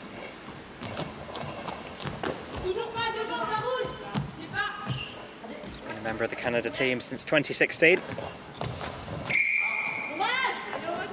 One of many Canadian players to come from Ontario. Something of a hotbed of Canadian goalball. 3 out of the 6 players from that part of Canada.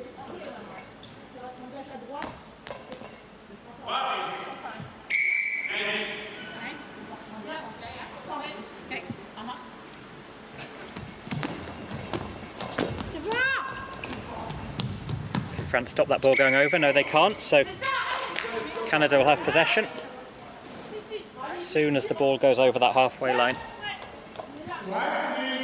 Possession goes to the other side.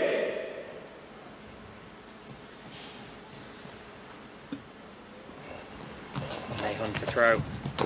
Oh, a brilliant start to her time on court and start to her Paris 2024 competition for Megan Mayen.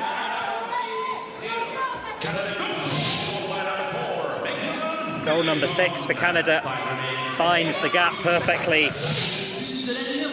between Gonzalez and Diamhi.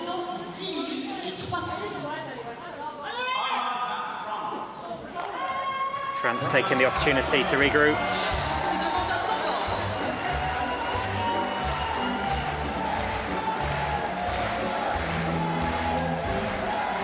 It's a good chance to reflect on the fact the French women's goalball side only established in 2016. It was actually established before the men's side. France goalball very much in development, qualifying here as hosts, but they've come on huge strides in recent years. Lots of investment and interest, and who knows, maybe this tournament will inspire some players of the future.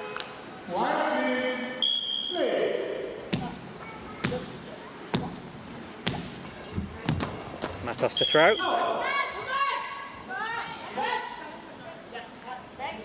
You may have seen Gonzalez in the centre of court making a bit of noise. That is allowed up until the teammate starts their throw. But you do have to be careful, because if you get it wrong, it's a penalty against you. Penalties in goalball 1-on-1, so certainly not something you want to concede.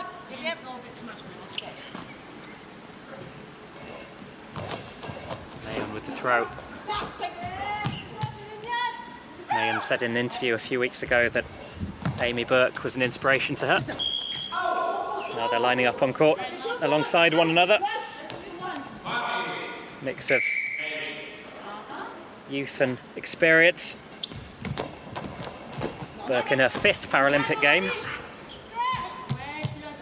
First to the court in Beijing, 2008.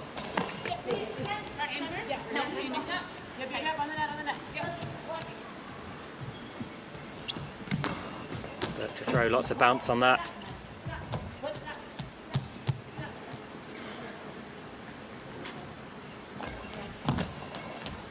Slower ball from Matos. You are allowed to take the ball off court and carry it off court, as long as the ball bounces in in the court.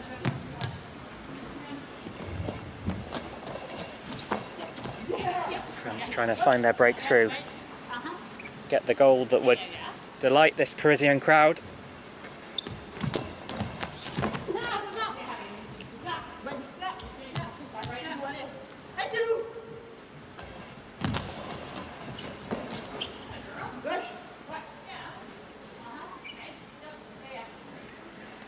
Work with the rotation throw.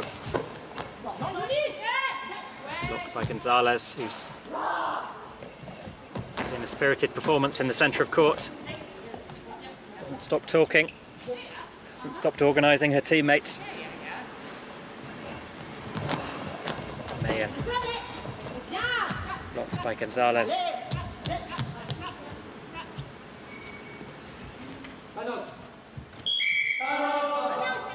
France choosing to take another timeout. Just trying to break up the flow of the match a bit, try and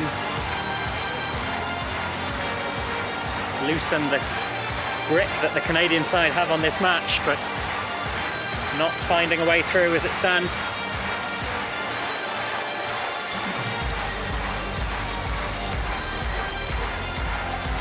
Canada, meanwhile, will be very happy with how this opening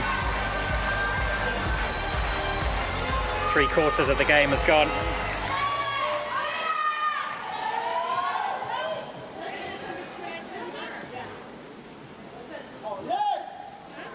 There's a real consistency in this Canadian squad. This set of 6 have been playing together for many, many years.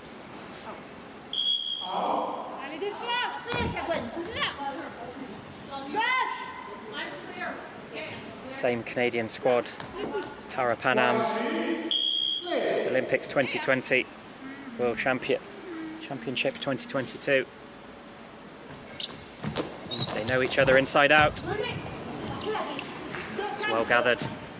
Ayahami looked like it slipped through her fingers, but managed to grab on.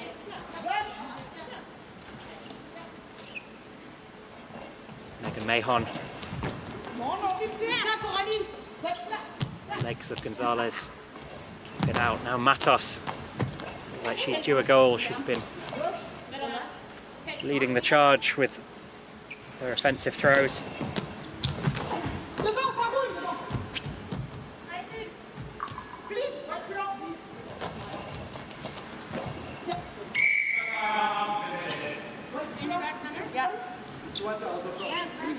Equipment check called. Usually that means someone's eye shades have been dislodged. Those eye shades are so important. It means that players with different levels of visual impairment can play on the same footing, and Coralie Gonzalez getting the crowd pumped up. And they are loving their time on court, even though scoreline's not going their way. They are determined to enjoy every second of this experience. No wonder Anthony Power, the French coach, is smiling.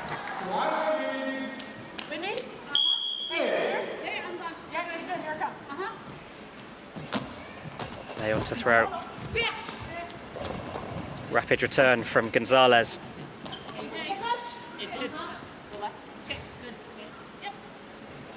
Rotation throw from Amy Burke.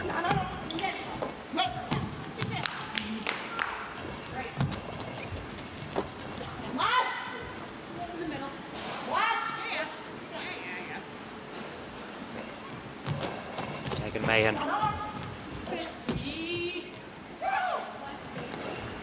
Ayami.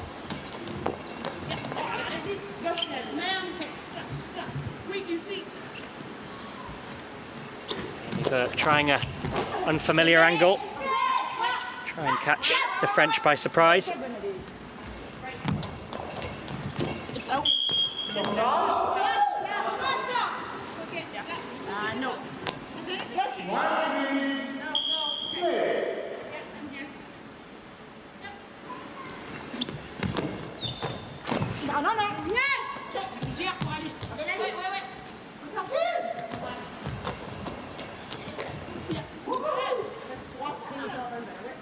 Extended passage of play, both sides Occasionally returning throws, looking for that breakthrough. Haven't had a goal for some time now. France have successfully stemmed that Canadian flow of goals. This Parisian crowd would love to see Les Bleus get on the score sheet. They'll have to find a way through Whitney Bogart first.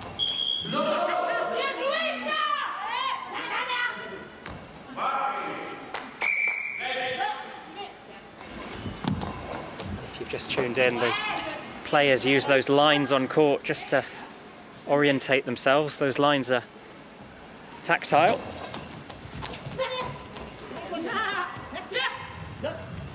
So they can't see a thing with those eye shades on, and it really is pitch black, so they need to navigate using the sound of the ball and also the touch of those textured lines.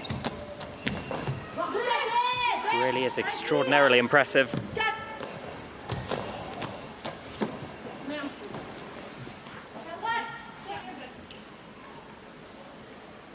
Mayen orientates herself on the goal, another way that these players can work out where they are on court.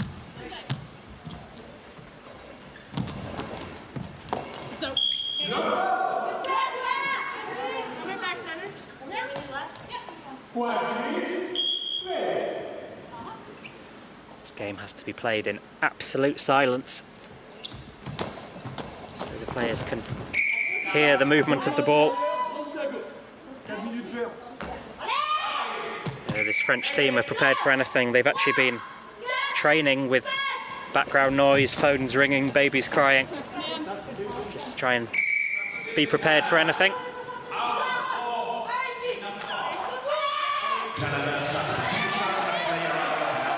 So Canada making another change. Megan Mayen coming off, Emma Reinke to come on.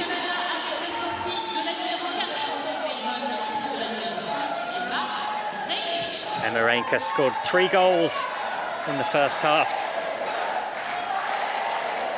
Did feel like Canada's offensive threat was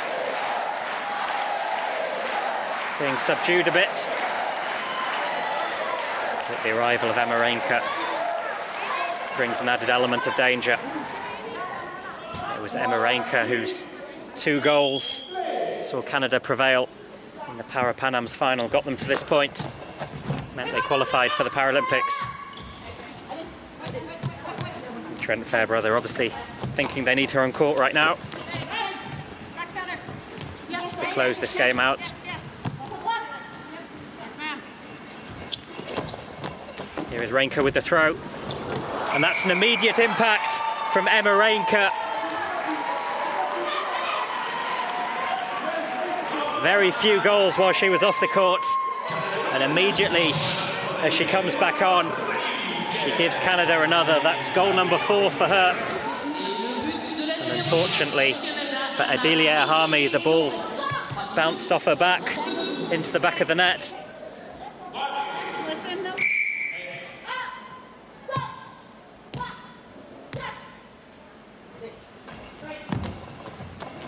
Matos to throw. France yet to make too many changes.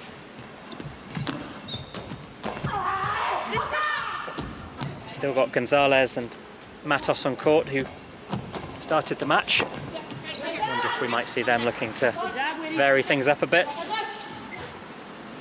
Now we have Reinke to throw again. And it's Emma Reinke continuing her dominance on court. And we can easily see that she will be one to watch in this tournament. The ball just kissing that far touchline, staying in play and finding its way into the corner of the net.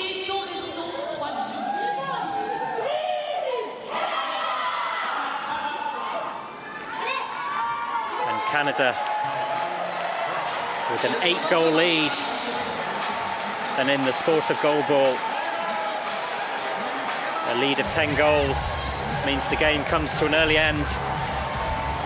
And now the challenge for France is Can they make this match go the duration? Can they get a goal of their own on the score sheet?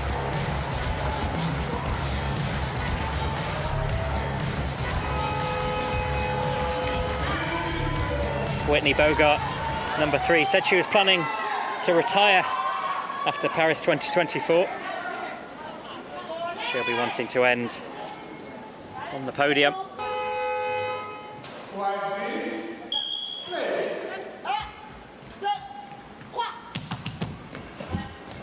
The army to throw, being well coordinated by Coralie Gonzalez alongside her.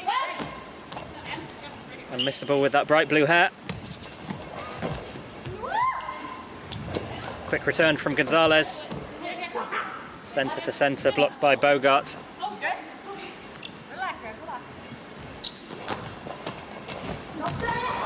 And goal number 9, and Canada within touching distance of the 10-goal victory that would bring this game to an early end. And it's Emma Reinke yet again. Goal number 6 for her.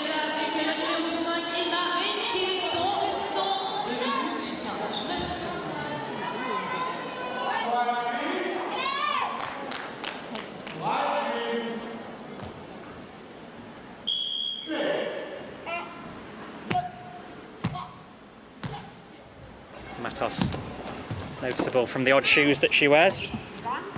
One blue, one white. Amy Burke to throw. Well blocked out from Ayami.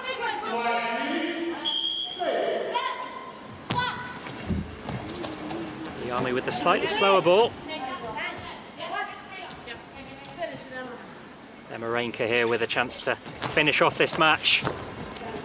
Well dealt with by Gonzalez, wasting no time with the return throw.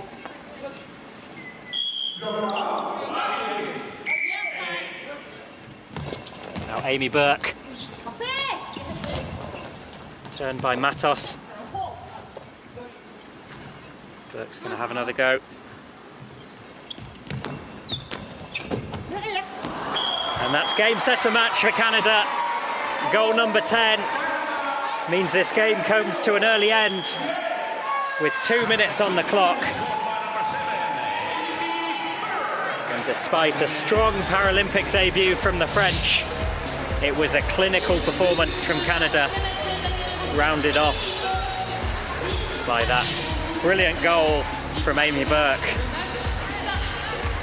And Canada look set to be a real threat in this women's tournament. And after a sluggish start in 2020, they could not be happier with how their Paris 2024 campaign has begun. 10 goals from Canada, 6 of which came from their star shooter, Emma Reinke. And the full-time score in Pool D, it's Canada 10, France 0.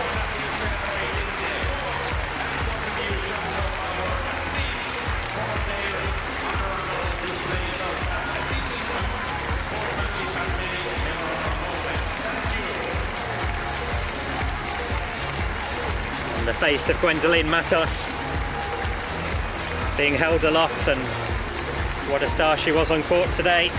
Tried hard to find an opening, but there will be many more chances in this competition. And let us remember, this French team only established 8 years ago. Today Canada just too strong, but French team getting the plaudits that they deserve. And there will be many more opportunities, still some pool games to come for them. And we'll see that tricolour flying high in both the men's and women's event.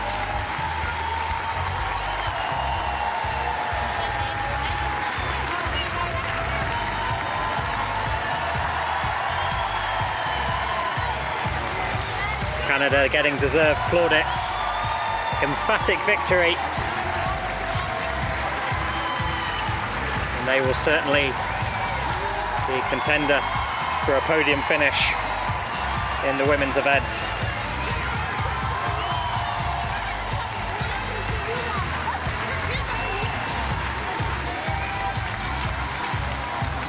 And there we have the final score, 10-0. And if this has been your first taste of goalball, we hope you've enjoyed it as much as we have. Thank you very much for joining us for this day one of this goalball competition.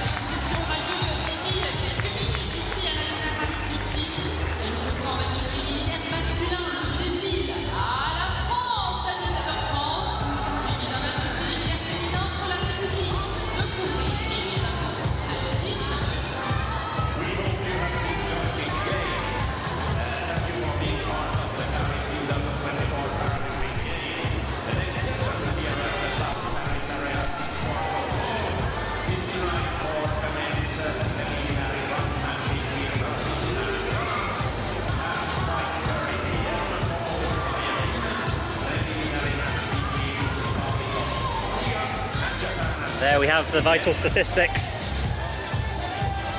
10-0, which in goalball means the game comes to an early end. France will be cheered by the fact they didn't give away any penalties. Shows good accuracy and discipline in their throwing. But in the end, Canada just too strong.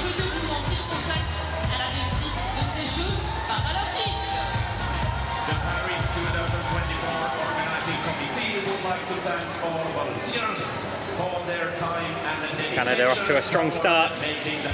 Japan and the Republic of Korea still to play in Pool D. Set to be a very strong group.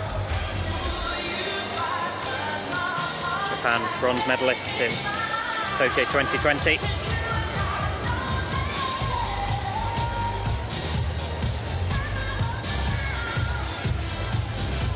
And as the crowd file out, thank you very much for joining us. We hope you've enjoyed this taste of goalball at Paris 2024.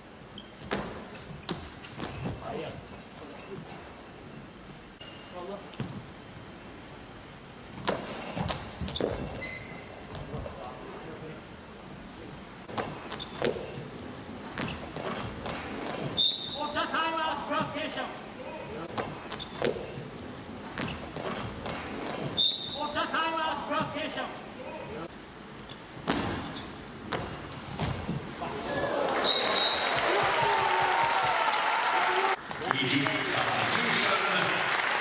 Clear out number 5, Versailles, and in number 7.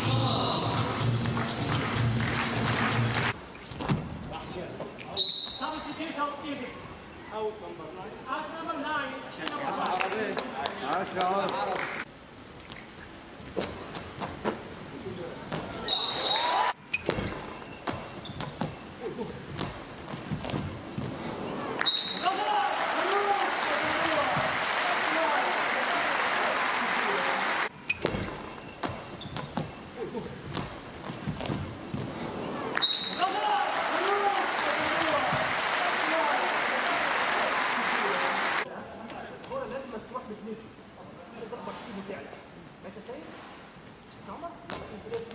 Quiet, please. Play.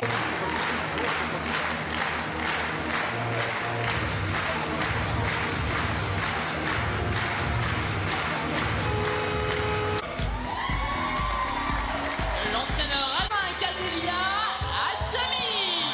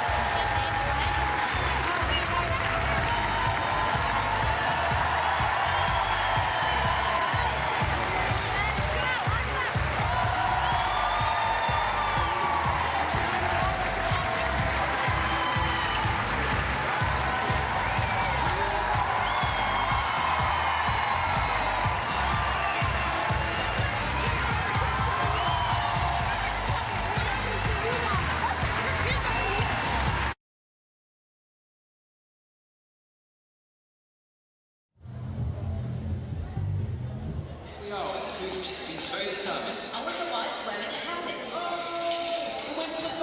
it's handling this perfectly. Wow. And the speed is off. The reason bottle has been opened. It's getting close to the fountain. And it does it. It fills the bottle. I must say, it really is overflowing. And we're back with the 3. Wait. It's getting Phew, yes, I saw the signpost. That could have been a warning. Right, if you practice and it looks like a fruit dish, like a hot dog. Wow! It's vegetarian. And it eats it! It's good. It seems the fish has finished eating and is on its way. Wow! Hold the brown, the rest in the yellow. This really isn't the cycle one we came for. Small actions, big difference.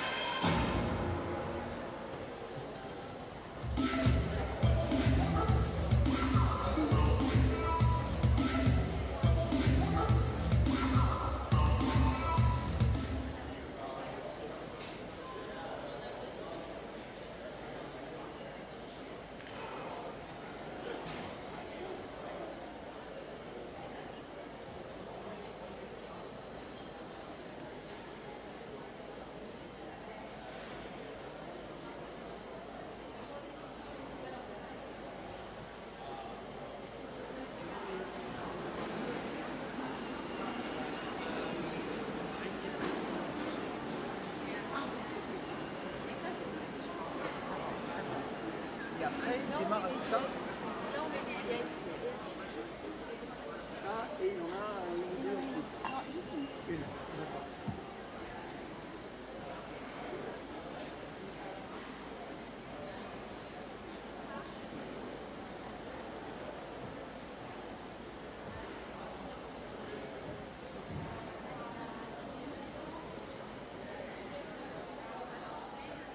It's here with Emma Renka.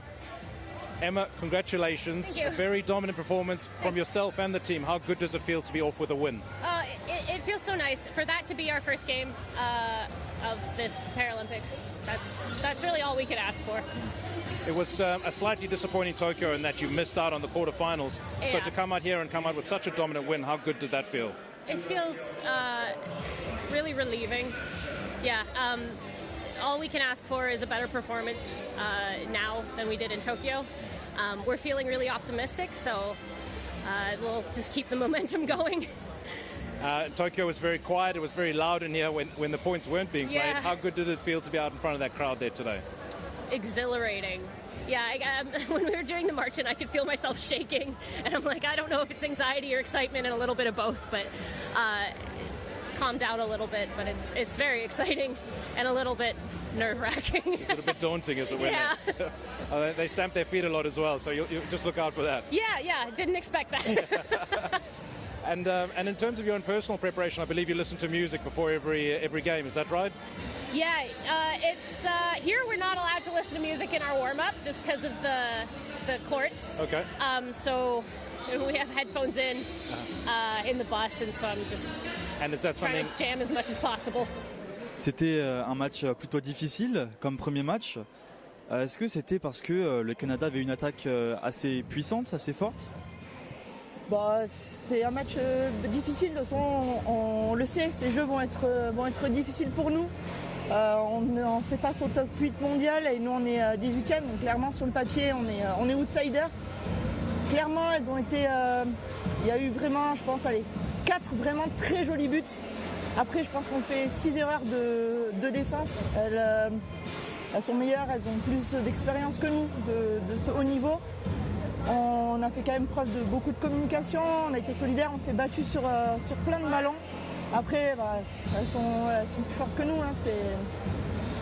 C'est le sport, hein. On y croit toujours, mais même si le score fait mal, je pense qu'on n'a pas trop à rougir de cette défaite. Très bien. Qu'est-ce que vous pensez que vous pouviez retravailler pour le prochain match? Alors, pour le prochain match, ça va être travailler. Il y a plein de choses à travailler. Il y a encore un peu glisser plus, moins partir, moins anticiper les ballons. On sait que la Corée, c'est les vice-championnes du monde. Ça va être un très très gros morceau. Elles font beaucoup de bruit par contre, comparé au Canada. Les Canadiennes, elles sont assez calmes. Donc ça va se jouer aussi dans la prise de parole sur le terrain. Ça va être hyper important. Donc il va falloir qu'on travaille tous ces aspects-là et retravailler un petit peu aussi notre défense, les glisser. Et après, on a été plutôt propre en attaque. Il n'y a eu aucune faute de part et d'autre. Il y a eu très peu d'out. Je crois qu'on en a fait 3 balles sorties, 4 balles sorties sur tout le match. Ce qui est quand même une grosse progression pour notre équipe. Donc continuer à bosser tout ça et la communication, la solidarité sur les balles, donc les zones vitales, les 3 L7 et après la propreté. Mais on tient de bonnes choses, on tient le bon bout.